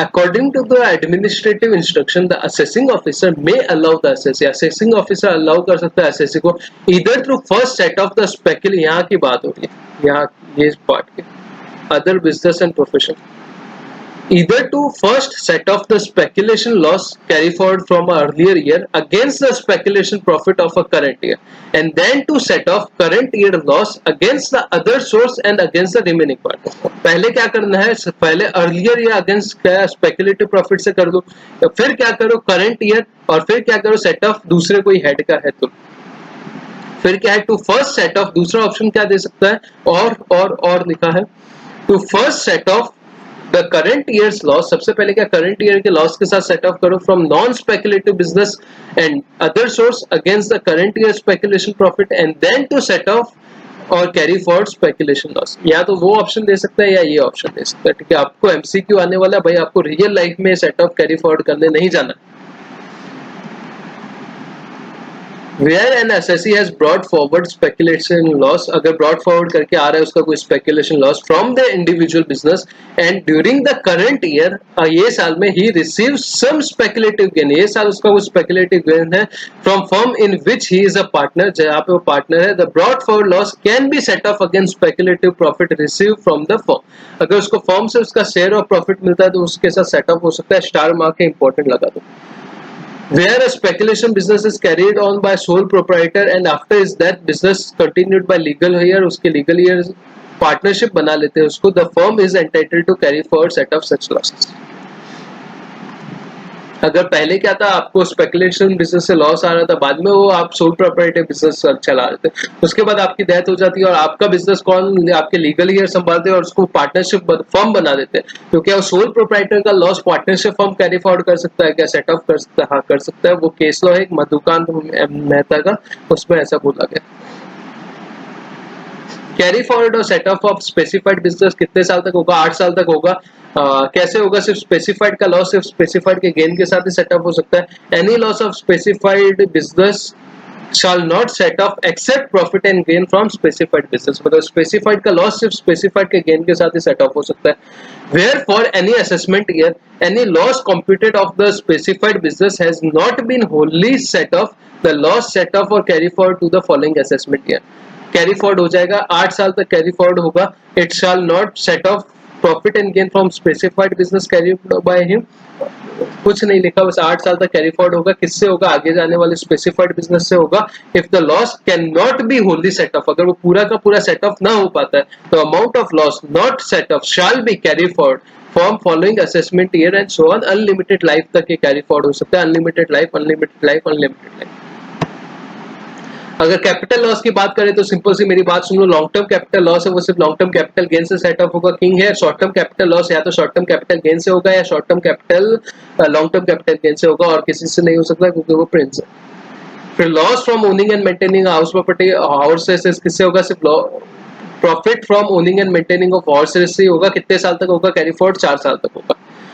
फिर अदर सोर्सेस, उसके बाद हम लोग आगे बढ़ते हैं carry forward and set of accumulated business loss, जो पुराना बिजनेस लॉस एक्यूमुलेटेड पड़ा हुआ है वो, एंड अनएब्सॉर्ब्ड डेप्रिसिएशन जो पड़ा हुआ है in certain cases of 3 case, amalgamation, demerger और रीऑर्गेनाइजेशन ऑफ बिजनेस।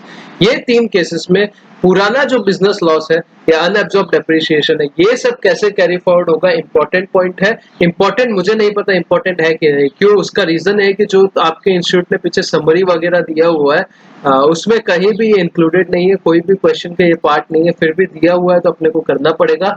और ये सीए इंटर के सिलेबस में नहीं था, ये एग्जीक्यूटिव के सिलेबस में एक्सक्लूसिवली डाला हुआ है। तो सबसे पहले अमालगमेशन के केस में देखेंगे, फिर डीमर्जर के केस में देखेंगे, फिर रीऑर्गेनाइजेशन ऑफ बिजनेस के केस में देखेंगे।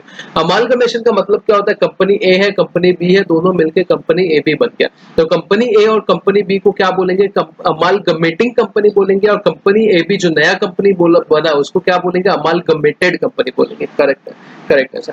Where there has been amalgamation, where जहां पे अमालगमेशन होता है of a company owning an industrial undertaking या शिप या होटल या एनी अदर कंपनी, या अमालगमेशन ऑफ बैंकिंग कंपनी, मतलब कोई भी तरीके की कंपनी है जिसका क्या हो रहा है? अमालगमेशन हो रहा है। Then notwithstanding anything contain in the provision of the act, मतलब भाड़ में जाने दो पूरा कानून को, मतलब जो एक्ट है पूरे एक्ट को भाड़ में जाने दो, कहीं पे भी कुछ लिखा है वो मानना नहीं अपने को, जो ये इसके आगे लिखा हुआ है वही मानना है। नॉट विथ स्टैंडिंग का मतलब क्या होता है? बाकी सब कुछ भाड़ में जाने तो कुछ फर्क नहीं पड़ता, ये जो लिखा है यही प्रिवेल करेगा सबके ऊपर। द अक्यूमुलेटेड लॉसेस, जो अक्यूमुलेटेड लॉस है या unabsorbed depreciation of amalgamating company, amalgamating company का मतलब क्या होता है? ओल्ड कंपनी जो ए कंपनी या बी कंपनी है, shall be deemed to be loss और द केस में be allowance for depreciation of amalgamated company. ये जो अनअब्सॉर्ब्ड डेप्रिसिएशन या लॉस है वो अमालगमेटेड कंपनी को अलाउड होगा फॉर द प्रीवियस ईयर। कौन से previous year? In which amalgamation was affected, जिस साल अमालगमेशन हुआ उस साल से आपको ये लॉस या डेप्रिसिएशन अलाउड होगा। And other provision of the act, और दूसरे प्रोविजन जो कानून के हैं relating to set off and carry forward, वो वैसे ही अप्लाई होंगे। ठीक है, मतलब क्या बोला? जो अगर आपका अमालगमेशन हो रहा है एक कंपनी का दूसरी कंपनी के साथ, और अमालगमेटिंग कंपनी जो पुरानी कंपनी है, कंपनी ए या कंपनी बी, जिसका कोई लॉस है, वो आगे कैरी फॉरवर्ड सेट ऑफ किया जाना करने देंगे। किसको देंगे? नई कंपनी को देंगे, ए बी कंपनी को। और बाकी सब जो भी कंडीशन है सेट ऑफ कैरी फॉरवर्ड की वो अलाउड होगी, ऐसे ही अप्लाई होगी अकॉर्डिंगली। बाकी कोई भी कानून नॉट विथस्टैंडिंग करके लिखा हुआ है, मतलब बाकी कानून के जो भी इनकम टैक्स एक्ट के प्रोविजन है वो अप्लाई नहीं होंगे। Not withstanding anything content in subsection 1, subsection 1 मतलब क्या? जो अभी हम लोग ने पढ़ा वो सबसेक्शन 1 को अभी ये बोल रहे हैं आप 2 की भाड़ में जाने दो, ये सबसेक्शन 1 आपको बेनिफिट नहीं मिलेगा सबसेक्शन 1 का। The accumulated loss shell not be set of करने नहीं देंगे या कैरी फॉरवर्ड करने नहीं देंगे। एंड द अनअब्सॉर्ब्ड डेप्रिसिएशन जो है shall not be allowed, unabsorbed depreciation आपको अलाउड नहीं होगा, मतलब लॉस या अनअब्सॉर्ब्ड डेप्रिसिएशन आपको सेट ऑफ कैरी फॉरवर्ड किया नहीं जाने करने नहीं देंगे in the assessment year of amalgamated company unless, मतलब क्या बोला है पहले पॉइंट पे अपने को? क्या बोला कि आपको जो अनअब्सॉर्ब्ड डेप्रिसिएशन और लॉस है वो हम लोग कैरी फॉरवर्ड करने देंगे, कोई तकलीफ की बात नहीं है। बाकी सब कानून को भाड़ में जाने दो, हमने भाई हम लोग अच्छे लोग हैं, हम लोग करने देंगे। पार्ट 2 में ये लोग ने क्या बोला? हम लोग करने तो देंगे, पर अगर आप ये नीचे वाली 2 कंडीशन है अगर ये सेटिस्फाई करोगे तो ही हम आपको ये कैरी फॉरवर्ड करने देंगे, नहीं तो नहीं देंगे। पहला क्या है? अमालगमेटिंग कंपनी के रिलेटेड 2 कंडीशन है और अमालगमेटेड कंपनी के रिलेटेड 2 कंडीशन है। तीसरा कंडीशन कुछ नहीं, 2 कंडीशन अमालगमेटिंग के लिए है, 2 कंडीशन अमालगमेटेड के लिए। अमालगमेटिंग का मतलब क्या, ओल्ड कंपनी, अमालगमेटेड का मतलब क्या, न्यू कंपनी। अमालगमेटिंग कंपनी के लिए क्या कंडीशन है, has been engage in a business, वो बिजनेस में एंगेज होना चाहिए, in which the accumulated loss occurred or depreciation remain unabsorbed for 3 or more years। जो पुरानी कंपनी है जिसका वो लॉस है, अनएब्जॉर्ब डेप्रिसिएशन लेके हम लोग आगे बढ़े हैं अमालगमेटेड की तरफ, वो बिजनेस में वो कंपनी एटलीस्ट 3 साल या उससे ज्यादा रही रहनी चाहिए। मतलब वो बिजनेस, वो कंपनी 3 साल से ज्यादा या 3 साल या उससे ज्यादा करती रहनी चाहिए, तो वो आपको मिलेगा। प्लस एक और कंडीशन है, has held continuously as on date of amalgamation at least 3/4 of a book value of fix asset held by it 2 years prior to the date of amalgamation। जिस टाइम पे अमालगमेशन हुआ वो time पे जो भी book value है fix asset का, उसका 3/4 का मतलब क्या, 75% होल्ड किया होना चाहिए। कितना, पिछले 2 साल तक उसके पास वो 75% का बुक वैल्यू का एसेट है, तो आपको किया मतलब आपको कैरी फॉरवर्ड सेट ऑफ करने देंगे। अभी तो एक कंडीशन सेटिस्फाई हुआ है, ए वाला पार्ट सेटिस्फाई हुआ। ए वाला पार्ट ओल्ड कंपनी के लिए 2 कंडीशन है, पिछले 3 साल में, पिछले 3 साल है उससे ज्यादा टाइम तक आपको वही बिजनेस में रहना है, और 3/4 of value of books of fix asset, book value of fix asset आपके पास होनी चाहिए। कितना, पिछले 2 साल तक, अमालगमेशन से 2 साल पहले, 2 साल पहले तक बुक 75% ऑफ बुक वैल्यू का आपके पास फिक्स एसेट होना चाहिए। और दूसरा कंडीशन क्या, वही बिजनेस में आपको 3 साल है उससे ज्यादा पहले होना चाहिए, अमालगमेशन हुआ है उससे पहले। इसके आपको नोट्स मिल जाएंगे मेरे क्लास वालों, don't worry. The amalgamated company, the amalgamated company क्या होना चाहिए, मतलब न्यू कंपनी के लिए क्या कंडीशन है, होल्ड करनी चाहिए continuously for a minimum period of 5 year, minimum 5 साल तक from a date of amalgamation. समझो जिस साल अमालगमेशन हुआ उस साल से कंटिन्यू 5 साल तक at least 3/4 of book value of fix asset, मतलब आगे आने उसमें क्या था, पिछले 2 साल तक उसके पास 3/4 of book value of fix asset होने चाहिए। इसके लिए अगले 5 साल तक इसको वही 3/4 of book value of fix asset hold करके रखने हैं, नहीं तो क्या होगा आगे देखेंगे। और दूसरा पॉइंट क्या है, दूसरा कंडीशन क्या है, कंटिन्यू वही बिजनेस उसको 5 साल तक आगे कंटिन्यू करना है। तो मतलब अमालगमेटिंग कंपनी और अमालगमेटेड कंपनी दोनों के लिए कंडीशन तो सेम है, एक book value of fix asset का कंडीशन है और दूसरा कौन सा कंडीशन है, बिजनेस का कंडीशन है। अमालगमेटेड कंपनी जो एबी लिमिटेड है, नई कंपनी है, उसके लिए तो दोनों के टाइम लिमिट 5 साल है कि 5 साल तक आपको 3/4 of book value of fix asset रखना है, और 5 साल तक आपको अमालगमेटिंग कंपनी जो है, अमालगमेटेड कंपनी का बिजनेस है, वही आपको 5 साल तक कैरी फॉरवर्ड करना है। मतलब यहाँ पे तो 5 साल सिंपल है। और अमालगमेटिंग कंपनी में क्या था कि आपको आपको 3 साल है उससे ज्यादा तक वही बिजनेस में उससे पहले रहना कंपलसरी था, और 2 साल है उससे पहले तक आपको 75% of book value of fix asset रखना कंपलसरी था। करेक्ट है। और थर्ड पॉइंट क्या है, कोई और कंडीशन जो है अगर उसको सेटिस्फाई, मतलब गवर्नमेंट को करना रहेगा तो वो वहां पे प्रिस्क्राइब कर सकती है। Fulfil such other condition as may be prescribe to ensure the revival of business of amalgamating company और to ensure the amalgamation is genuine. कोई और कंडीशन है तो वो डाल सकते हैं, वो कोई इंपॉर्टेंट नहीं, दो कंडीशन इंपॉर्टेंट था। तो अभी हम लोग ने क्या सोचा सीखा, अमालगमेशन के टाइम पे सेट ऑफ कैरी फॉरवर्ड की कुछ बातें सीखे, करने देंगे। पहला point, not with standing anything content in the provision of act, हम लोग करने देंगे। फिर सेकंड पॉइंट क्या बोला, not with standing anything content in point 1, करने तो देंगे पर अमालगमेटिंग कंपनी को भी 2 कंडीशन फुलफिल करना है, अमालगमेटेड कंपनी को भी 2 कंडीशन फुलफिल करना है। ठीक है, तो 2 कंडीशन देख लिया। फिर है consequence if the above condition are not satisfy, अगर ऊपर वाली कंडीशन बाद में वायलेट कर दी, अगर सेटिस्फाई नहीं की, मतलब समझो कि 3/4 ऑफ बुक वैल्यू 5 साल तक रखना था, 3 साल के बाद सब एसेट बेच दी, तो क्या होगा, जितना आपने लॉस सेट ऑफ या कैरी फॉरवर्ड वगैरह किया था वो क्या आपकी इनकम बन जाएगा। किसकी इनकम बनेगा, अमालगमेटेड कंपनी की इनकम बनेगा। In a case where condition laid down under clause B above are not complied with, comply नहीं किया क्लॉज बी में, क्या कंडीशन दी हुई थी, the set off of losses or allowance of depreciation in hand of amalgamated company shall be deemed to be income of the amalgamated company। जो set of आपने पहले किया था वो आपकी इनकम बन जाएगी। ठीक है सर। फिर carry forward and set of in case of demerger, demerger के केस में बहुत सिंपल है, अमालगमेशन का ही टफ था, वो 4 कंडीशन ही टफ है, 4 नहीं बेसिकली 2 ही कंडीशन है। एक के केस में 5-5 साल है, एक के केस में 3 साल 2 साल है। अनअब्सॉर्ब डेप्रिसिएशन और ये लॉस का इन केस ऑफ डीमर्जर आपको क्या देखना है, डीमर्जर के केस में आपको देखना है कि अगर डीमर्जर का मतलब क्या होता है, आप मेरा एग्जांपल याद करो, अमूल लिमिटेड था, उसमें 3 था, अमूल मिल्क था, अमूल बटर था, अमूल चीज था, ये तीनों डिवीजन थे। अमूल चीज को अलग करके एक कंपनी बना दिया था, तो तो अमूल चीज का क्या, ये इसको डिमर्ज करके अलग कर दिया था, तो जो अमूल चीज लिमिटेड बना उसको क्या बोलेंगे, रिजल्टिंग कंपनी बोलेंगे, और अमूल लिमिटेड को क्या बोलेंगे, डीमर्ज्ड कंपनी बोलेंगे। इतना क्लियर है? हाँ।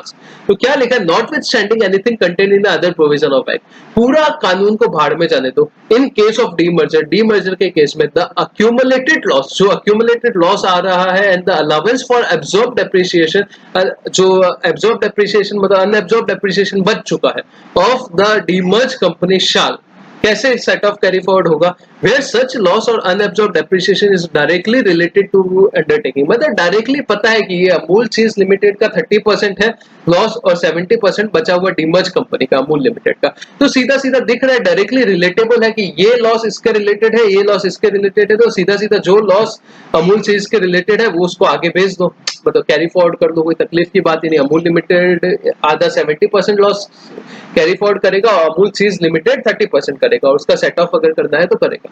वेयर सच लॉस और unabsorbed depreciation is not directly relatable, अगर वो लॉस या अनएब्जॉर्ब डेप्रिसिएशन पता ही नहीं चल रहा है कि अमूल चीज का कौन सा है, अमूल लिमिटेड का कौन सा, मतलब टोटल 100% अभी नहीं समझ रहा है कि कौन सा किसका है, तो अपने को क्या करना है, जिस हिसाब से आपने एसेट ट्रांसफर किए हैं वो ही रेशियो में आपको लॉस भी ट्रांसफर करना है। जैसे 30% बुक वैल्यू ऑफ एसेट आपने ट्रांसफर की है रिजल्टिंग कंपनी को, तो 30% लॉस भी आप ट्रांसफर कर दो।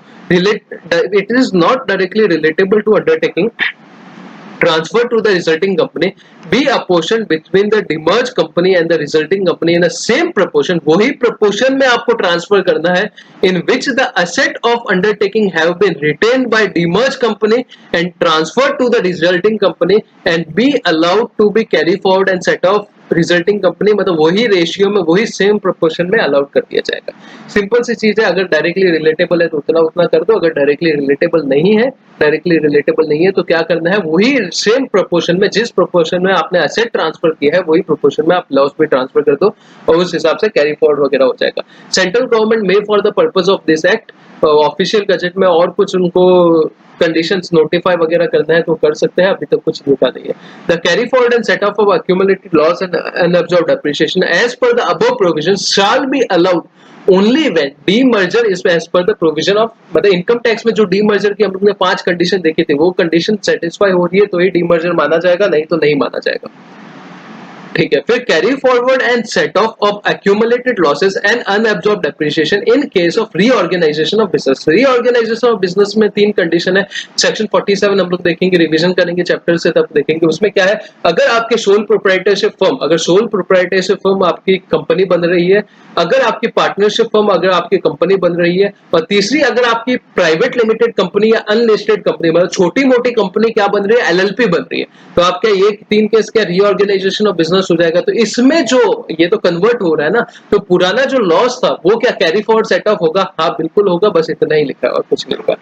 Where there has been reorganisation of business, मतलब क्या पार्टनरशिप फर्म है वो सक्सीड हो रही है, किसमें हो रही है, कंपनी में हो रही है, और फिर प्रोप्राइटरी कंसर्न किसमें हो रही है, कंपनी में हो रही है, तो notwithstanding anything contain in any provision of this act, भाड़ में जाने दो पूरा कानून। The accumulated loss and unabsorbed depreciation of predecessor firm, predecessor firm मतलब क्या पुराना वाला कंपनी है प्रोप्राइटरशिप, उसमें अगर लॉस वगैरह है, shall be deem to be the loss और allowance for depreciation of the successor company, मतलब मान लिया जाएगा कि वो लॉस किसका है, न्यू वाली कंपनी सक्सेसर कंपनी का है, for the purpose of the previous year in which business is reorganised. ठीक है, और सेम चीज लिखी हुई है, अगर प्राइवेट लिमिटेड या अनलिस्टेड कंपनी अगर एलएलपी में कन्वर्ट हो जाती है तो क्या मान लिया जाएगा, deem to be loss of LLP. आप एक बार पढ़ लो, 30 सेकंड का टाइम देता हूं।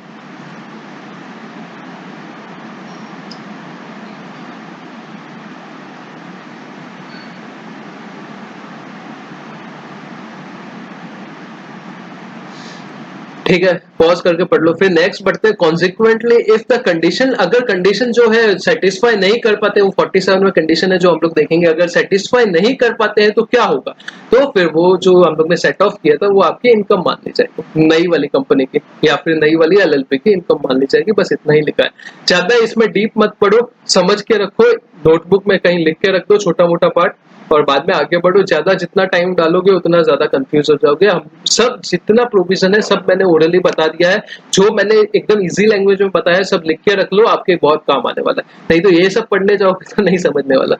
फिर एक्यूमुलेटेड लॉस का मतलब क्या होता है, अनअब्सॉर्ब्ड डेप्रिसिएशन का मतलब क्या होता है, जो लॉस पुरानी कंपनी प्री डिसीजर के पास भरा हुआ पड़ा था जो आगे लेके आई है वो क्या है, एक्यूमुलेटेड लॉस है।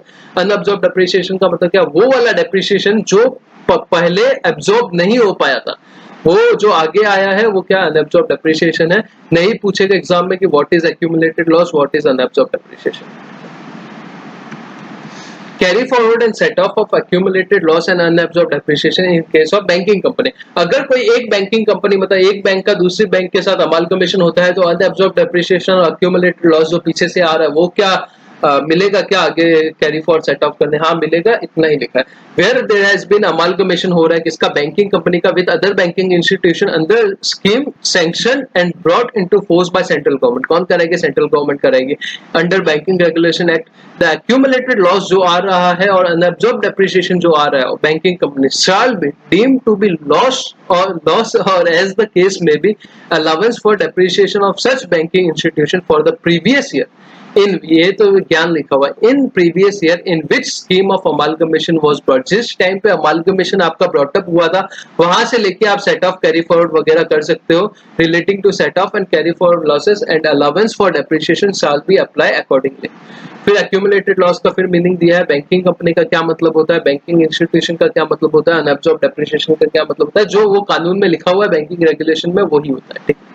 फिर treatment of carry forward of losses of certain assessee, कुछ असेसी का सेट ऑफ कैरी फॉरवर्ड कैसे होगा वो देखते हैं। Carry forward and set of losses in case of change in constitution of partnership firm, partnership firm का constitution change हो रहा है तो वो केस में कैसे होगा, जो पुरानी फर्म है बेसिकली उसका कोई पार्टनर डेथ या रिटायरमेंट वगैरह हो जाता है और उसकी वजह से शेयर इन प्रॉफिट में चेंज होता है, तो वो जो लॉस वो पार्टनर का है वो बाकी वाले नहीं कर सकते, बस यही लिखा है। Where a change has occurred in constitution of firm, वो जो कॉन्स्टिट्यूशन है पार्टनरशिप फर्म का उसमें कुछ चेंज हुआ है, the firm is not entitled to carry forward and set off so much of losses, जो पार्टनरशिप फर्म है वो सेट ऑफ या कैरी फॉरवर्ड नहीं कर सकते, कितना लॉस कैरी फॉरवर्ड नहीं कर सकते, उतना प्रोपोर्शन का नहीं कर सकते, proportionate to the share of, तो किसका शेयर, रिटायर्ड जो पार्टनर हुआ है या डिसीज पार्टनर हुआ है, S exceed his share of profit if any in the firm in respect of previous, उतना वो firm carry forward set of नहीं कर सकती रिटायर्ड पार्टनर या डिसीज पार्टनर का।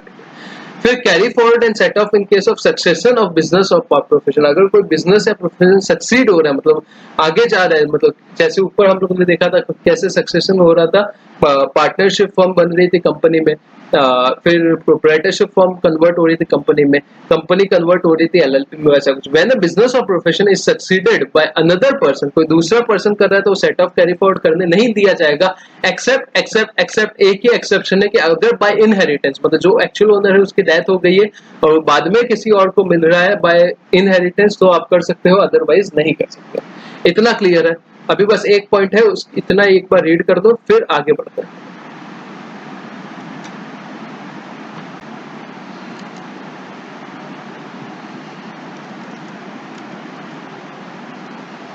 अभी एक्चुअली ऐसा हो गया था कि मैंने पूरा आपका चैप्टर खत्म कर दिया था, फिर पता चला कि रिकॉर्डिंग ही नहीं हो रहा तो गड़बड़ हो गई थी, वापस एक बार स्टार्ट करते हैं। कहाँ पे थे हम लोग, एक सेकेंड भाई, बहुत दुख होता है ऐसा होता है तो। हाँ हाँ हाँ, ठीक है ठीक है ठीक है, ये हो गया था अपना, अभी ये भी हो गया था, ये भी हो गया था, ये भी हो गया था।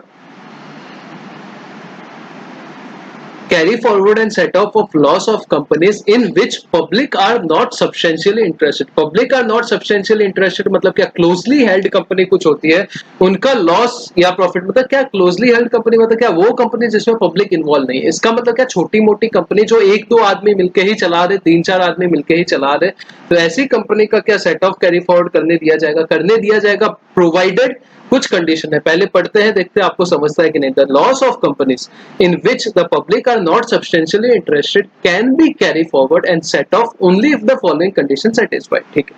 The share of the company carrying not less than 51% of the voting power were beneficiary held by the same person on the last day of a year or years in which loss was incurred, and also the last day of previous year in which brought forward losses it's adjusted. ठीक है, कुछ समझा क्या नहीं समझा? मैं example देता हूँ, समझाता हूँ। समझो मेरी एक क्लोजली हेल्ड कंपनी है जिसमें कौन कौन शेयर होल्डर है पता है? 25% मैं शेयर होल्डर हूँ, 25% मेरी वाइफ शेयर होल्डर है, 25% आप शेयर होल्डर हो और 25% आपकी spouse share holder.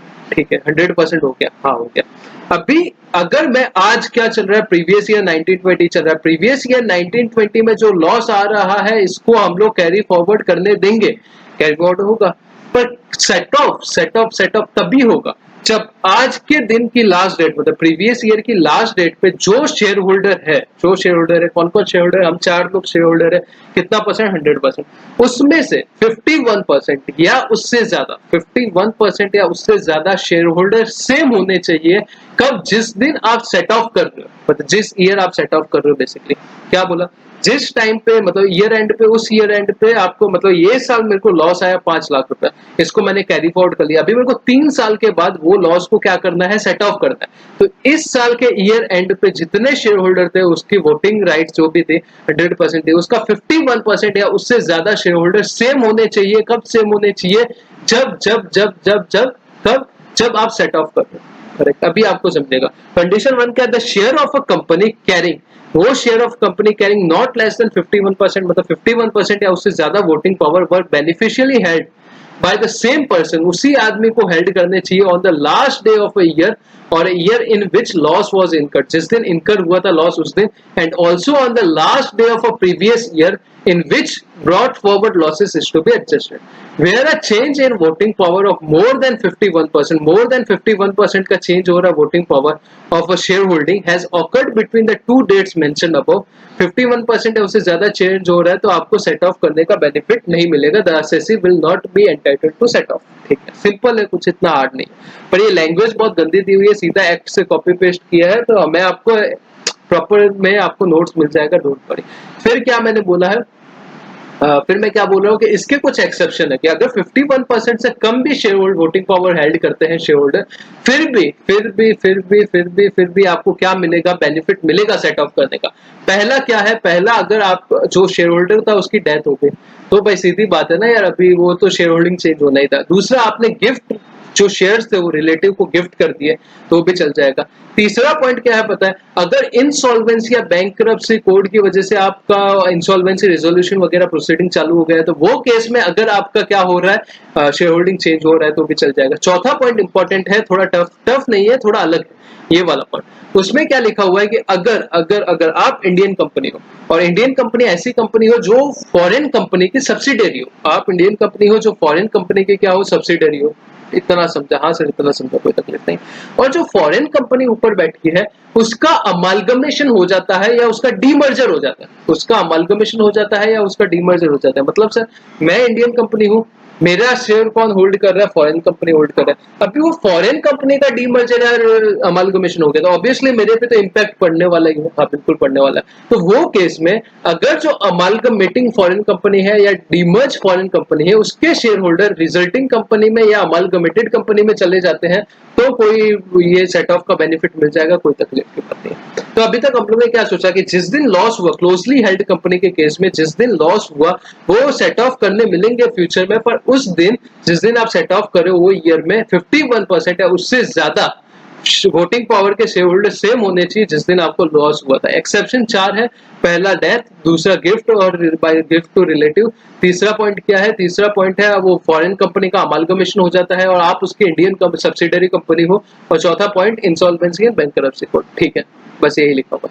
Carry forward and set of loss in case of eligible startup. अगर एलिजिबल स्टार्टअप हम लोग 80 ISC करके एक सेक्शन सीखेंगे डिडक्शन वाला, इसके बाद the assessee is a company in which public are not substantially interested. ऐसी कंपनी है जिसमें पब्लिक सब्सटेंशियली इंटरेस्टेड नहीं है।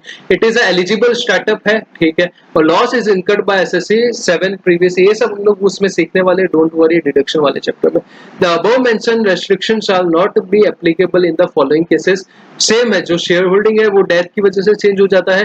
कैरी फॉरवर्ड अनअब्जॉर्ब डेप्रिसिएशन किसके लिए है? For promotion of family planning of employees.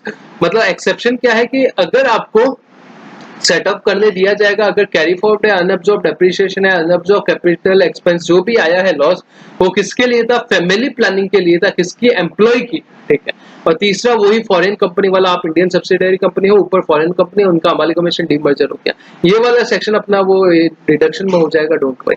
फिर submission of return for loss क्या बोलता है? इसमें सिंपल सी बात बोलिएगा, अगर आपको कोई लॉस कैरी फॉरवर्ड करना है, अगर आपको लॉस क्या करना है, कोई भी कैरी फॉरवर्ड करना है, तो सिंपल सी चीज आपको ध्यान रखनी है कि आपको रिटर्न जो है अपना टाइम पे फाइल करना है। रिटर्न अगर टाइम पे फाइल करोगे तो ही आपका लॉस कैरी फॉरवर्ड हो पाएगा, नहीं तो नहीं हो पाएगा, ठीक है इतना। हाँ सर इतना ठीक है। उसके बाद कुछ चीजें बोलना चाहूंगा कि दो लॉस ऐसे हैं जो कैरी फॉरवर्ड हो जाएंगे बिना टाइम पे रिटर्न फाइल किए, एक तो लॉस फ्रॉम हाउस प्रॉपर्टी और दूसरा अनअब्सॉर्ब depreciation. An assessee is not entitled to carry forward a loss unless he has filed in return of a loss to the department. Department को loss का return कौन सा था? 139(3) था। It is obligatory on the part of assessee to file such return. उनको return file करना compulsory, otherwise उसको carry forward करने नहीं दिया जाएगा loss, और वो assessing officer देखेगा, ठीक है। However, losses under the head income from house property and unabsorbed depreciation shall be carry forward. अगर आपने रिटर्न नहीं फाइल किया 139(3) लॉस रिटर्न जो है, अगर लेट भी फाइल किया तो भी कोई तकलीफ नहीं है, आपको कैरी फॉरवर्ड करने दिया जाएगा। Section 80 of the act provides that a loss which has not been determined in pursuance of 139(3) shall not be carry forward. Carry forward नहीं किया जाना करने देंगे अगर टाइम पे नहीं फाइल किया, बस इतना ही समझ लो। तो अपना ये चैप्टर हो गया। समरी यहाँ पे दिया हुआ है, मेरा समरी मुझे लग रहा है कि ज्यादा बेटर है, आपकी चॉइस है। ये टेबल पे पढ़ना है तो टेबल पे पढ़ो, नहीं तो एक चार्ट में आपका पूरा सेट ऑफ कैरी फॉरवर्ड वगैरह सब कुछ कवर हो जाएगा। तो आपकी चॉइस है, मैं ऐसा कुछ बोलूंगा नहीं। फिर carry forward and set of losses की बात करें, वही 8 साल 4 साल, ये 3 पार्ट में डिवाइड कर देना। 8 साल 4 साल अनलिमिटेड, अनलिमिटेड में 2, 4 साल में 2, 8 साल में बचे हुए, ठीक है। याद है आपको, मैंने आपको मिल जाएगा, नोट्स मिल गया है बेसिकली। खत्म। फिर 4-5 एमसीक्यू दी है, बहुत इजी एमसीक्यूज है, उसकी बात कर लेते हैं। Income of minor child from a FD with a bank. Minor child ने क्या किया है? फिक्स डिपॉजिट किया है बैंक में, जिससे उसको इनकम मिल रहा है। Made out of income earn from scholarship. Scholarship से इनकम मिला था, जिसको उसने एफडी बना दिया, एफडी में से इंटरेस्ट कमा रहा है। किसके हाथ में क्लब होगा? क्लब होगा पेरेंट्स के हाथ में, जिसका इनकम ज्यादा है। अगर डायरेक्ट स्कॉलरशिप का इनकम जो मिल रहा था वो किसके हाथ में टैक्सेबल होता? माइनर इनकम के हाथ में टैक्सेबल होता। दूसरा क्या? Carry forward losses of normal business can be set off against other income in subsequent assessment year, except जो नॉर्मल बिजनेस का लॉस है वो सबके साथ सेट ऑफ कैरी फॉरवर्ड हो सकता है सेट ऑफ, पर एक चीज के साथ नहीं हो सकता, सैलरी के साथ नहीं हो सकता। तो ऑप्शन डी करेक्ट है। Question number 3, transfer of income without transfer of asset. Section 60 याद करो, आपने इनकम ट्रांसफर कर दिया पर आपने अभी तक एसेट ट्रांसफर नहीं किया, तो ट्रांसफरर के हाथ में टैक्सेबल होता है, तो ऑप्शन ए करेक्ट है। और चौथा क्या? Maximum period for which loss from speculative business can be carry forward, कितना? 4 साल। पांचवा, income of a minor child includable in hands of income of his parents income, कितना डिडक्शन मिलेगा? 1500 रुपए का डिडक्शन मिलेगा। चलो bye bye, God bless you, take care. Question ज्यादा सॉल्व करना, question question question question question question, ये पढ़ोगे जरूरी नहीं है आपके क्वेश्चन सॉल्व होंगे, पर क्वेश्चन सॉल्व होंगे तो ये सब आपकी क्लियर हो जाएंगे, कोई तकलीफ नहीं है। क्वेश्चन जितना ज्यादा सॉल्व कर सकते हो please do solve question. Tax में क्वेश्चन सॉल्व करने बहुत जरूरी है, सिर्फ सुन सुन के पढ़ पढ़ के जाओगे कुछ नहीं होने वाला। बहुत कुछ नहीं होने वाला ऐसा नहीं बोलूंगा मैं, कुछ ऐसा गलत नहीं बोलना चाहता, पर आप मेरे भावना समझो कि जब क्वेश्चन सॉल्व करोगे तभी आप बहुत अच्छे मार्क्स ला सकते हो। God bless you, bye bye, take care, stay safe, stay healthy, bye bye.